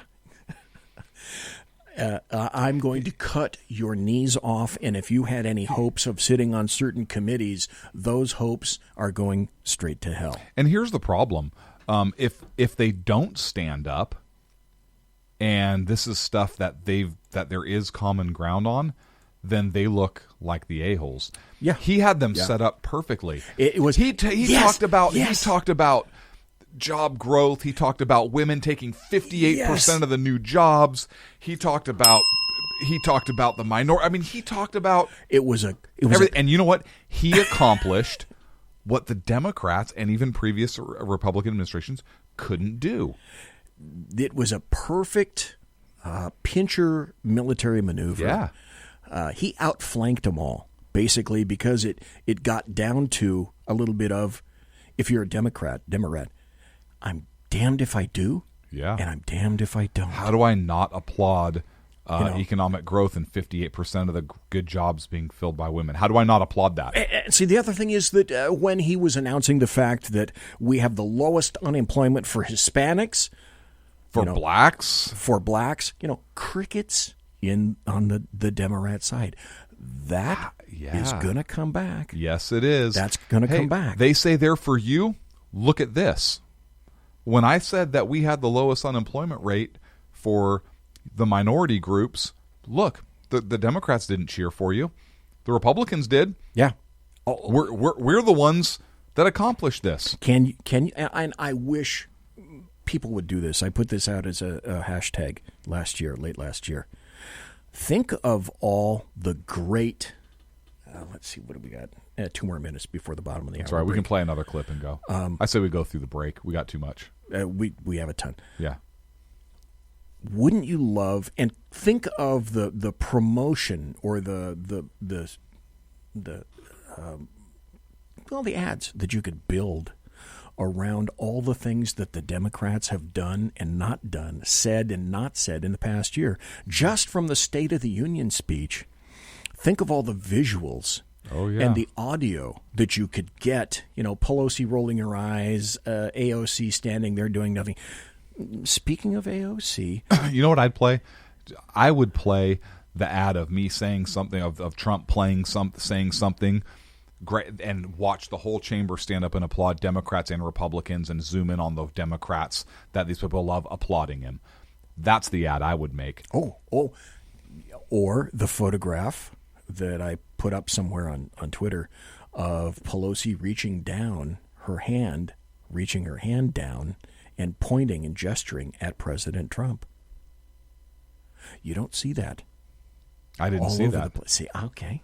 I missed it. What was she doing?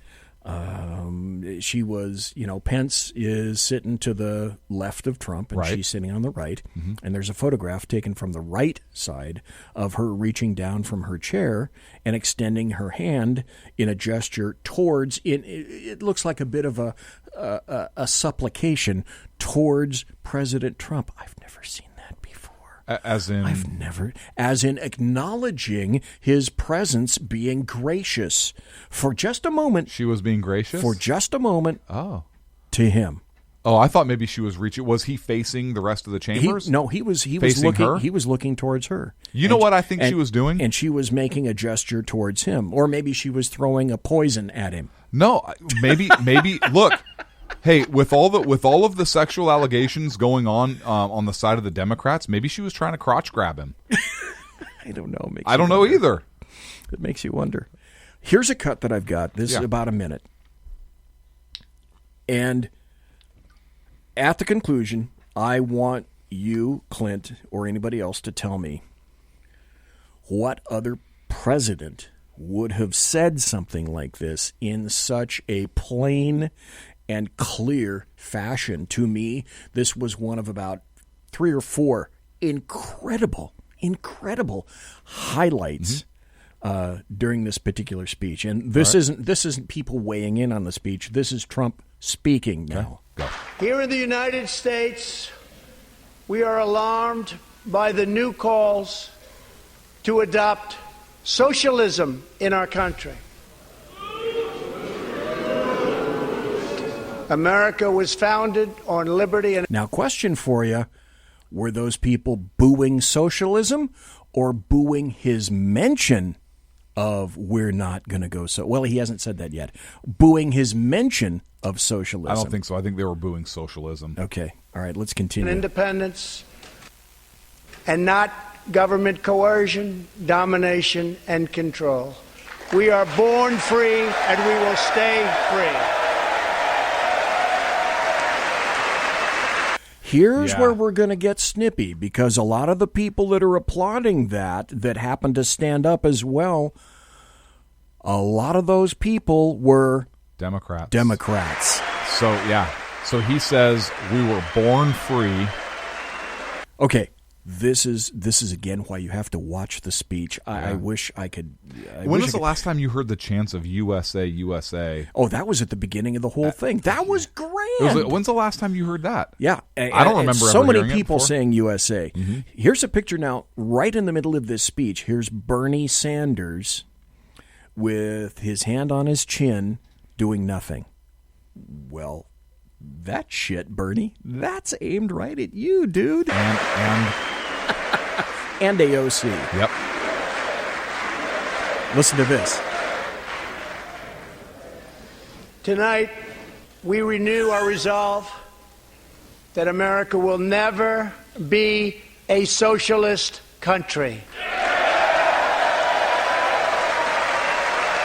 Okay, stop. Mike Pence levitates out of that chair.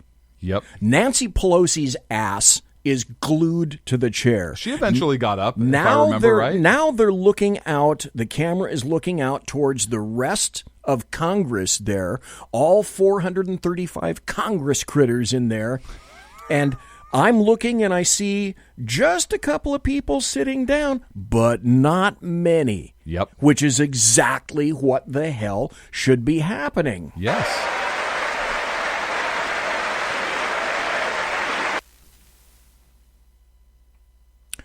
Ronald Reagan. What other president Ronald Reagan could pull that off? Ronald Reagan. How glorious was that? It was amazing. It was amazing. Look, that's exactly what you want to hear. Yes, but you can't hear it. Let me ask you this: how many would you have heard this under Hillary Clinton? Fuck no, absolutely not. Would you have heard this under Mitt Romney? No, of course not. Would you have heard this under Jeb Bush? No. You wouldn't have heard this under George Bush. No. Donald Trump. Listen, you've been making house payments for years, right? And right now, your home's value has never been higher, right? That means you're likely sitting on a small fortune in equity. Good for you. That's cash that you could use to help secure your retirement, solve all your financial burdens, enable you to travel, everything you want. The catch is, you're not ready to move. No problem. You don't have to with the True Hold Sell and Stay Leaseback program. This is a genius financial strategy. You sell your home to True Hold while its value is high. You bank all that equity in cash now, and you can stay as long as you like with an easy, affordable lease. And True Hold pays property taxes, insurance, and maintenance. True Hold unlocks your wealth without uprooting your life. Get a True Hold offer now while your home's value is sky high. Call 1-855-300-9993. That's 1-855-300-9993. Or visit TrueHold.com. The smarter, faster way to cash out without moving out. TrueHold.com. Listen, you've been making house payments for years, right? And right now, your home's value has never been higher, right? That means you're likely sitting on a small fortune in equity. Good for you. That's cash that you could use to help secure your retirement, solve all your financial burdens, enable you to travel, everything you want. The catch is, you're not ready to move. No problem. You don't have to with the True Hold Sell and Stay Leaseback program. This is a genius financial strategy. You sell your home to True Hold while its value is high. You bank all that equity in cash now, and you can stay as long as you like with an easy, affordable lease. And True Hold pays property taxes, insurance, and maintenance. True Hold unlocks your wealth without uprooting your life. Get a True Hold offer now while your home's value is sky high. Call 1-855-300-9993. That's 1-855-300-9993. Or visit TrueHold.com. The smarter, faster way to cash out without moving out. TrueHold.com. Has the balls to say it. He has the balls to come right out and say, we will never be a socialist country. You know, it seems to me that Trump has tracked more to the right than he was even when he was campaigning. That's just my perception. But I have to wonder if he is doing that because he's recognizing more and more of the bullshit as he's in Washington. Just a thought. All right. I get it. That's just my perception of him. I'm not saying that's reality, but it seems to me that he's tracking more to the right than he did previously. Okay. I have a story written by Newt Gingrich, and in the meantime, after I read this, I'm going to go see if I featured a couple of audio cuts from this, and I'm going to have to look and see if I've gotten them all, whether I just had two that I put out on Twitter. This is an article that was penned by Newt Gingrich, a former speaker himself, and he was highly he said the State of the Union speech was incredibly praiseworthy. And I after reading this, I have to agree, but there are a couple of very salient points in this. Every once in a while, a speech is so effective and powerful that it changes the trajectory of history. Stop. Do you agree with that, Sackheads Clint? Absolutely. Okay. President Trump's 2019 State of the Union address was that kind of a speech. You should watch it online. Reading it, just like you point out, reading it will convey 10% of its power. Yeah. It was the interaction of the president with the members of Congress and the audience in the galleries. We haven't even gotten to that part yet. Mm-hmm. And folks, obviously we missed the break, and screw the break. We're going to go power on right up to the top of the hour. The emotions of Tuesday night's speech matched anything President Reagan achieved in his address to Congress. Gingrich should know he was there. From the early mentions of people in the gallery, which were guaranteed to get even the Democrats, I remember this, to stand up and applaud, to spontaneously singing Happy Birthday. Yeah. To a Holocaust and 2018 synagogue shooting survivor, to chanting USA, USA, the total performance and interaction with the members of Congress was vastly more powerful than words on paper. And he said the delivery was absolutely presidential. He interacted with Democrats in a positive and a cheerful way. Mm-hmm. Thoughts on that? Well, he did. He wasn't. I know the Democrats, their talking point is he threatened them. Jesus. No. He was jovial. Just like when he told the female congresswoman, you weren't supposed to do that. You were not supposed to stand up for me. But that's again what people like about him. Yeah. But the filter comes off sometimes. He was. I think I felt that he was. I thought that he was respectful to the Democratic side of the House. I think that yes, he was. He took. Yes. Hey, you know what? We don't need to be doing partisan investigations. That was a little bit. I don't know if it was necessarily a shot. I think it's accurate. I think it's 100% accurate. Well, they took it as a shot. Come on. Yeah, of course, and it might have been a little bit of a shot, but it's accurate. It is. It's so. I think he treated them with respect. I think that he didn't kiss their ass, but he did talk on issues where there is common ground. And I don't want to get to the end yet.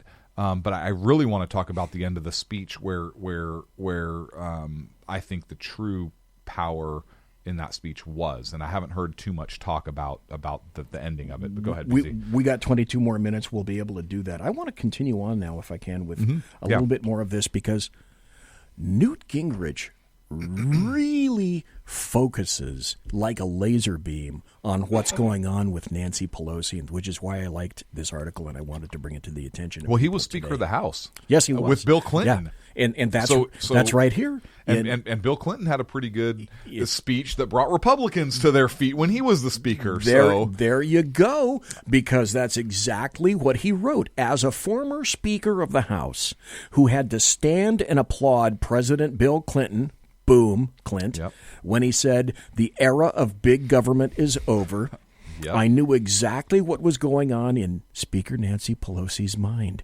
She had to sit and be pleasant while her major opponent got her own party to repeatedly stand with enthusiastic applause. She had to listen politely to the person she spends every day attacking. The vice president is always a happy and a solid cheerleader. When I was Speaker, Al Gore would sit next to me and enthusiastically applaud everything President Clinton said. Mm-hmm. Last night, Mike Pence was cheerfully standing and applauding as often as possible. Having the opposition party's top cheerleader sit next to you just makes the speaker's job harder.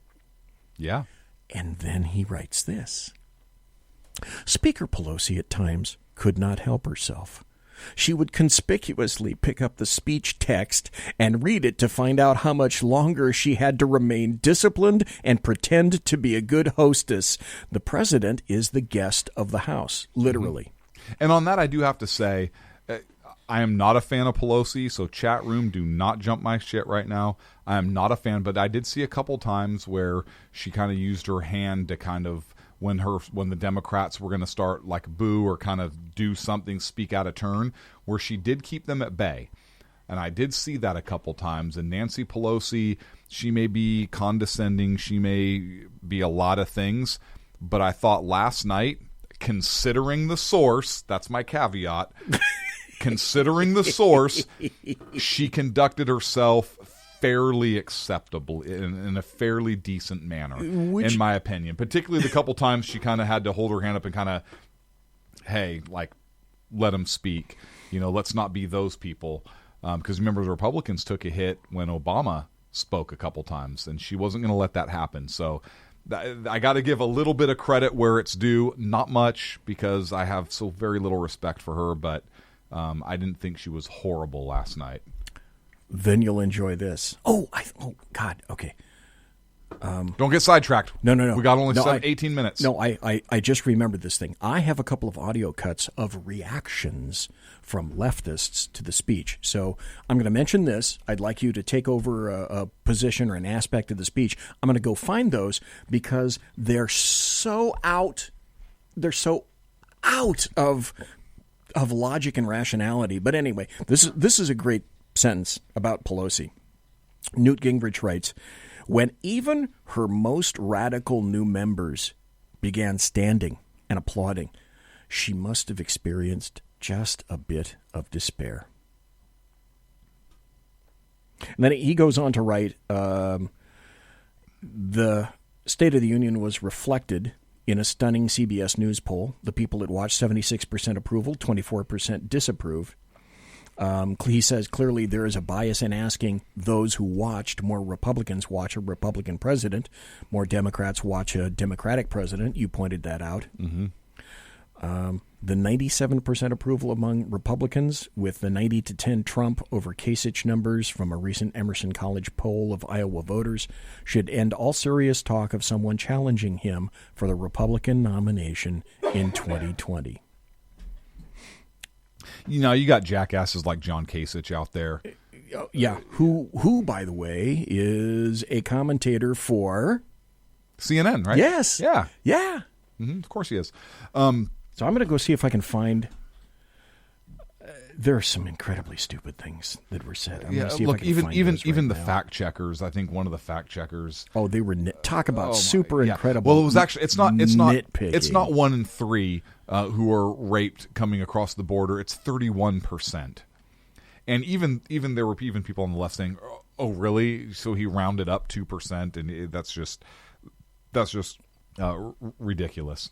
I think that whoever was Trump's speechwriter, and I don't know how much he has. Yeah, I don't know how much he injects. So I know Reagan used to want to write his own speeches, right? Or be very involved in that process. Right. I don't know about Trump. I haven't heard one way or another on that. But I believe Trump wouldn't have anything in his speech that he didn't believe. I mean, you pretty much know where you stand with Trump. Trump doesn't say, at least I don't think, and I haven't experienced this, where he says one thing and he ends up doing something else, right? So the fact that Trump had even the Democrats standing on some of these things is amazing, and I think that I think Trump sealed the Republican nomination for sure with this. I didn't think it was really much doubt, but look, with the jobs and the manufacturing jobs that he's bringing back, and the fact that he is the toughest president probably since Reagan on Russia, I think Trump's going to get reelected. I really do, particularly with the manufacturing jobs in the Midwest and Ohio, Michigan, Wisconsin that he's bringing back. He touted that the economy is going to be huge. I think he needs to kind of temper some of his tweets out there, but people have to look at his actual deeds and not necessarily the fact that they just don't like his personality. Do you have the last segment of the speech? Because I absolutely want to make sure we get to this. No. Do you have... I want to mention this. I couldn't find the audio cut, Sure. but I want to find this. This is from the Washington Examiner. This is a reaction by CNN's Van Jones. Oh, geez, that guy's freaking nuts. So his reaction was, and I could have sworn I had it originally in this cut, but I can't find the audio on the page. He said that President Trump's State of the Union address was a speech comprised of cookies and dog poop. Quote, I saw this as a psychotically incoherent speech with cookies and dog poop. He tries to put together in the same speech these warm, kind things about humanitarianism and caring about children. At the same time, he's demonizing people who are immigrants in a way that was appalling.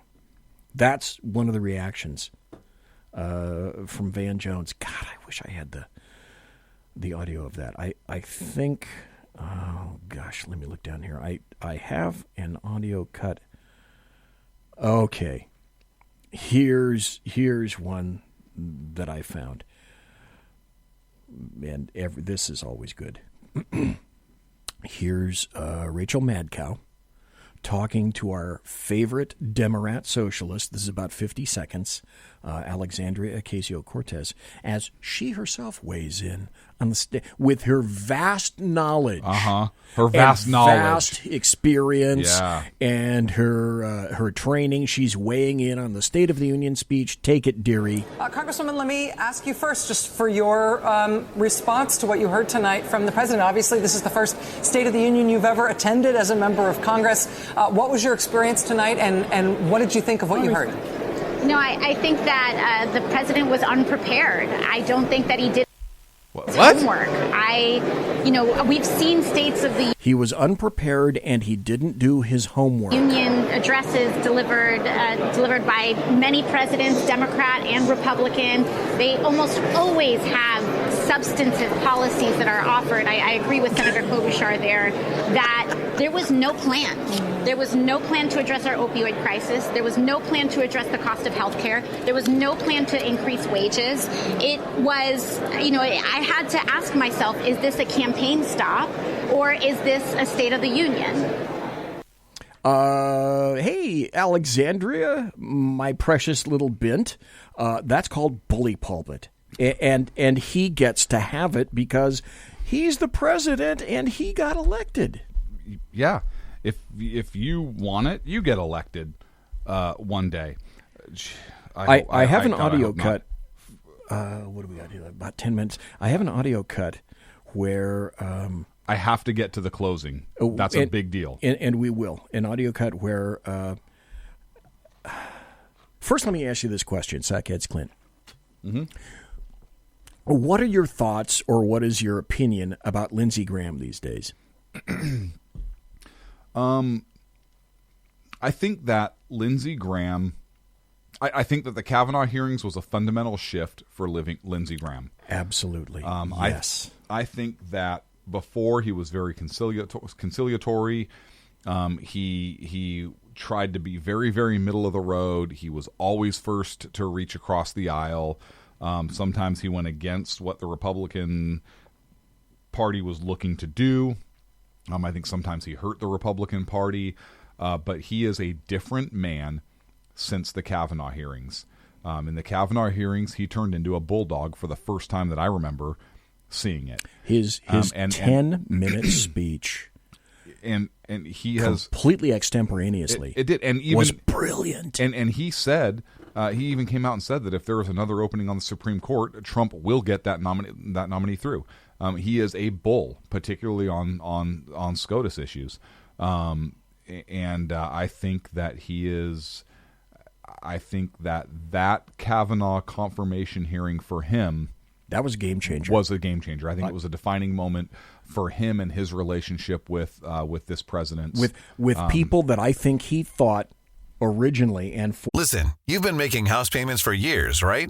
And right now, your home's value has never been higher, right? That means you're likely sitting on a small fortune in equity.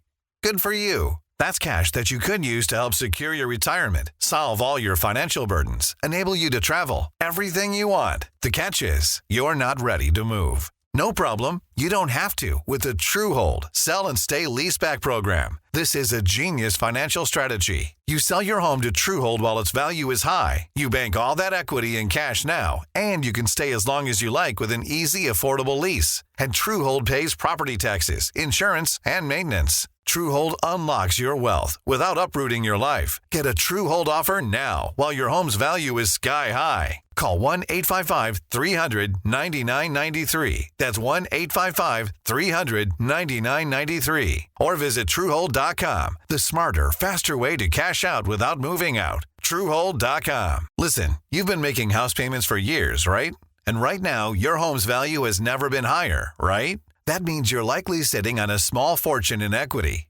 Good for you. That's cash that you could use to help secure your retirement, solve all your financial burdens, enable you to travel, everything you want. The catch is, you're not ready to move. No problem. You don't have to with the TrueHold Sell and Stay Leaseback program. This is a genius financial strategy. You sell your home to TrueHold while its value is high. You bank all that equity in cash now, and you can stay as long as you like with an easy, affordable lease. And TrueHold pays property taxes, insurance, and maintenance. TrueHold unlocks your wealth without uprooting your life. Get a TrueHold offer now while your home's value is sky high. Call 1-855-300-9993. That's 1-855-300-9993. Or visit TrueHold.com. The smarter, faster way to cash out without moving out. TrueHold.com. Or possibly many, many years were his actual friends. Yeah. And I think it was, as you say, it was a complete eye-opener. Here he is on Hannity. Again, Lindsey Graham has changed.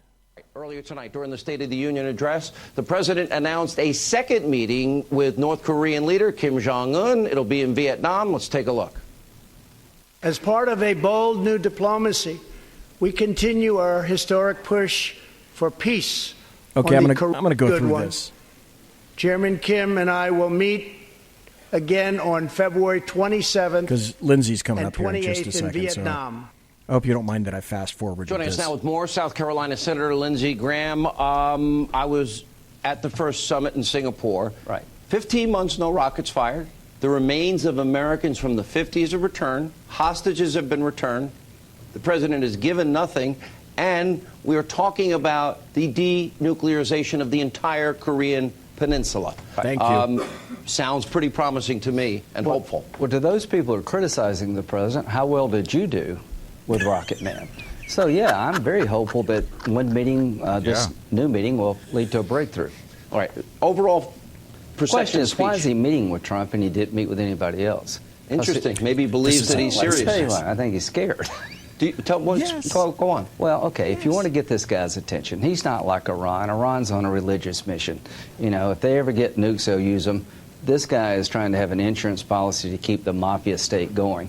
But if Trump gives him an alternative between life without nuclear weapons that is safe and secure, he'll take it.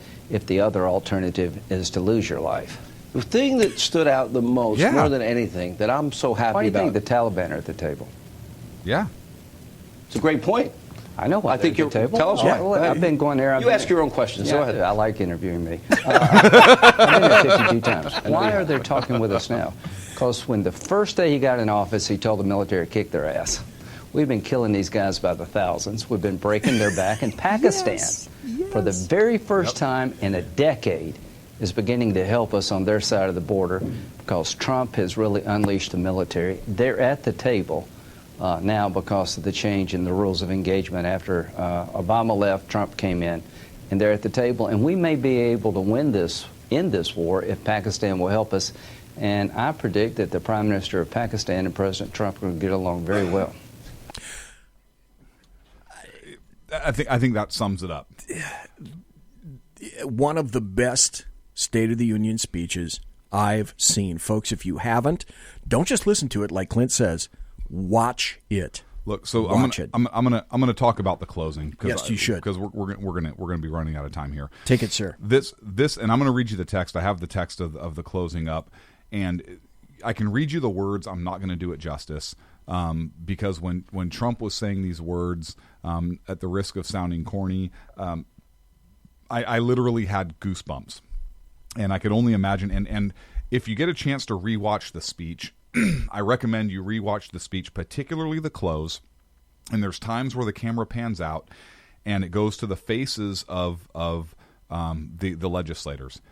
And as he's saying these words, and I'm going to read them to you what they are. As he's saying these words, take a look at the faces of every single member that you see. Some of them are actually captivated by this on both sides of the aisle.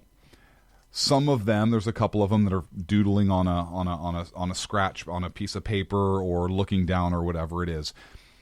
But I think that as he's saying these words, he really strikes at the heart of what Congress is supposed to be.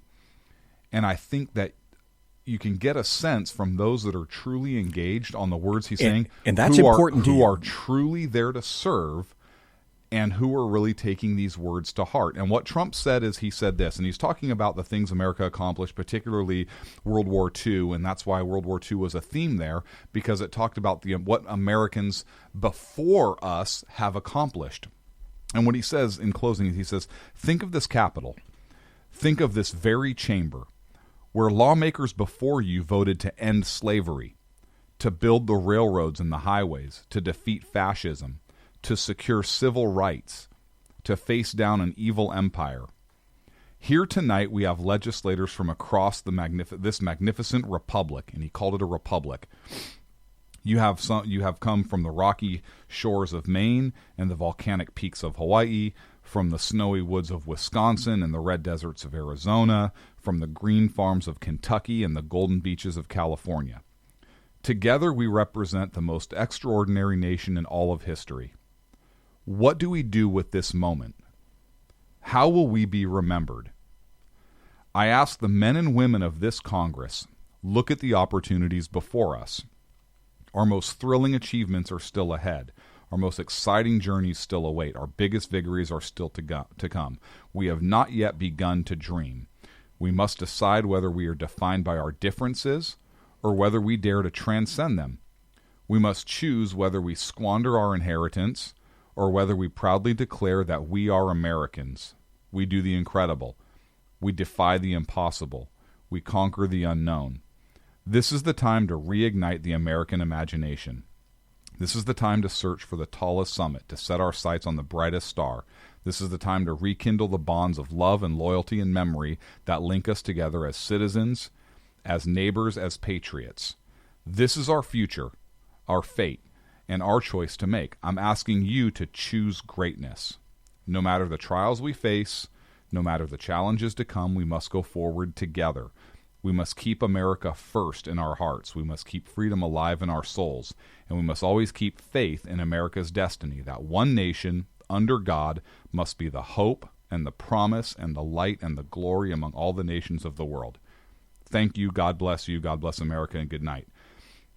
That to me was one of the most powerful things, and the way he put it and the way he framed that statement and everything leading up to that statement was just, it was one of those things that absolutely it struck me. It's positive on multiple levels. It's uplifting.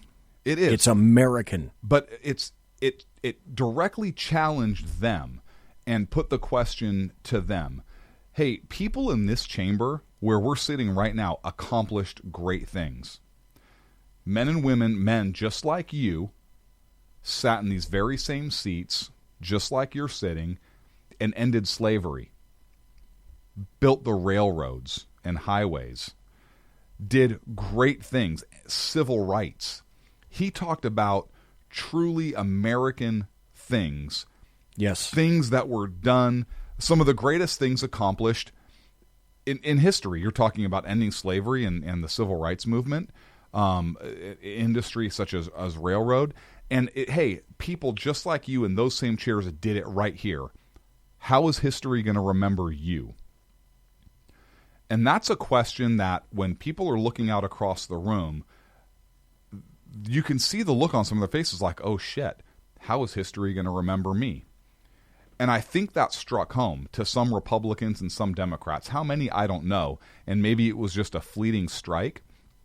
But what he did there is he challenged them to be greater than the predecessors who ended slavery, who had the civil rights legislation, who started the railroad. And he challenged them to be better. And it wasn't an adversarial challenge. No, it wasn't. It was still crafted I think, in a very positive fashion. Yeah, and not only in a positive fashion, but one that really should go to the heart of service and why they're there. Donald Trump doesn't get a salary for being president of the United States. No, as a matter of fact, he gives it to a different group of people every quarter. I think he donates to other parts of the exexecutive branch, yes, right? Every quarter. So Donald Trump is there because he wants to serve.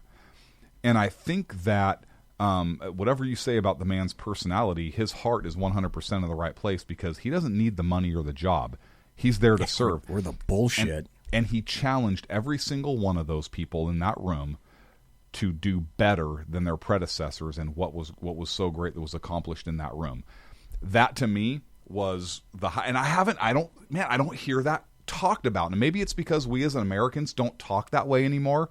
Maybe because it's not cool to talk about service, and it's not cool to talk about duty, and it's not cool to talk about accomplishing truly great things and meaning it.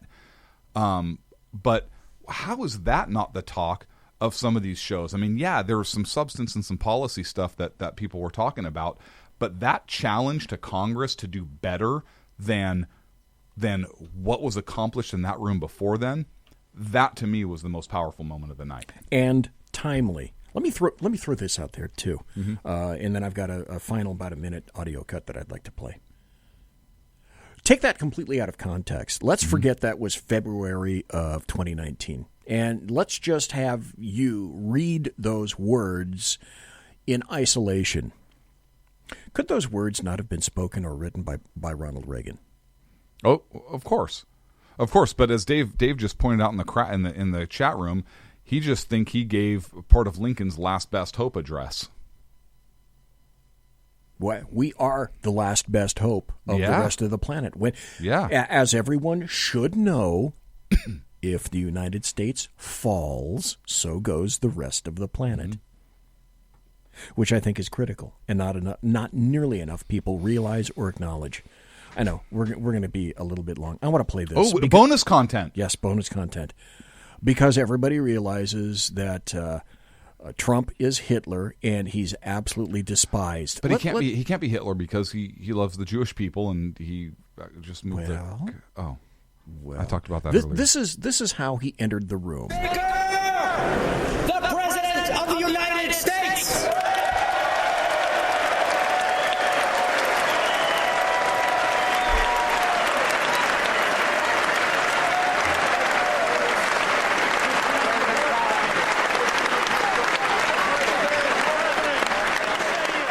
Clearly a Nazi. Right. Clearly hated by everyone. By people that are lining up to shake his hand. That the sergeants... Oh, and somebody just told him, God bless you. Yep. That the sergeants... How can that be? The sergeants at arms have to clear a path down the walkway so that he can get through.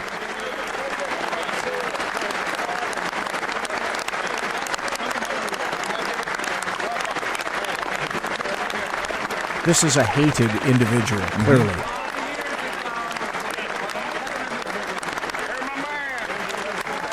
Hey, my man!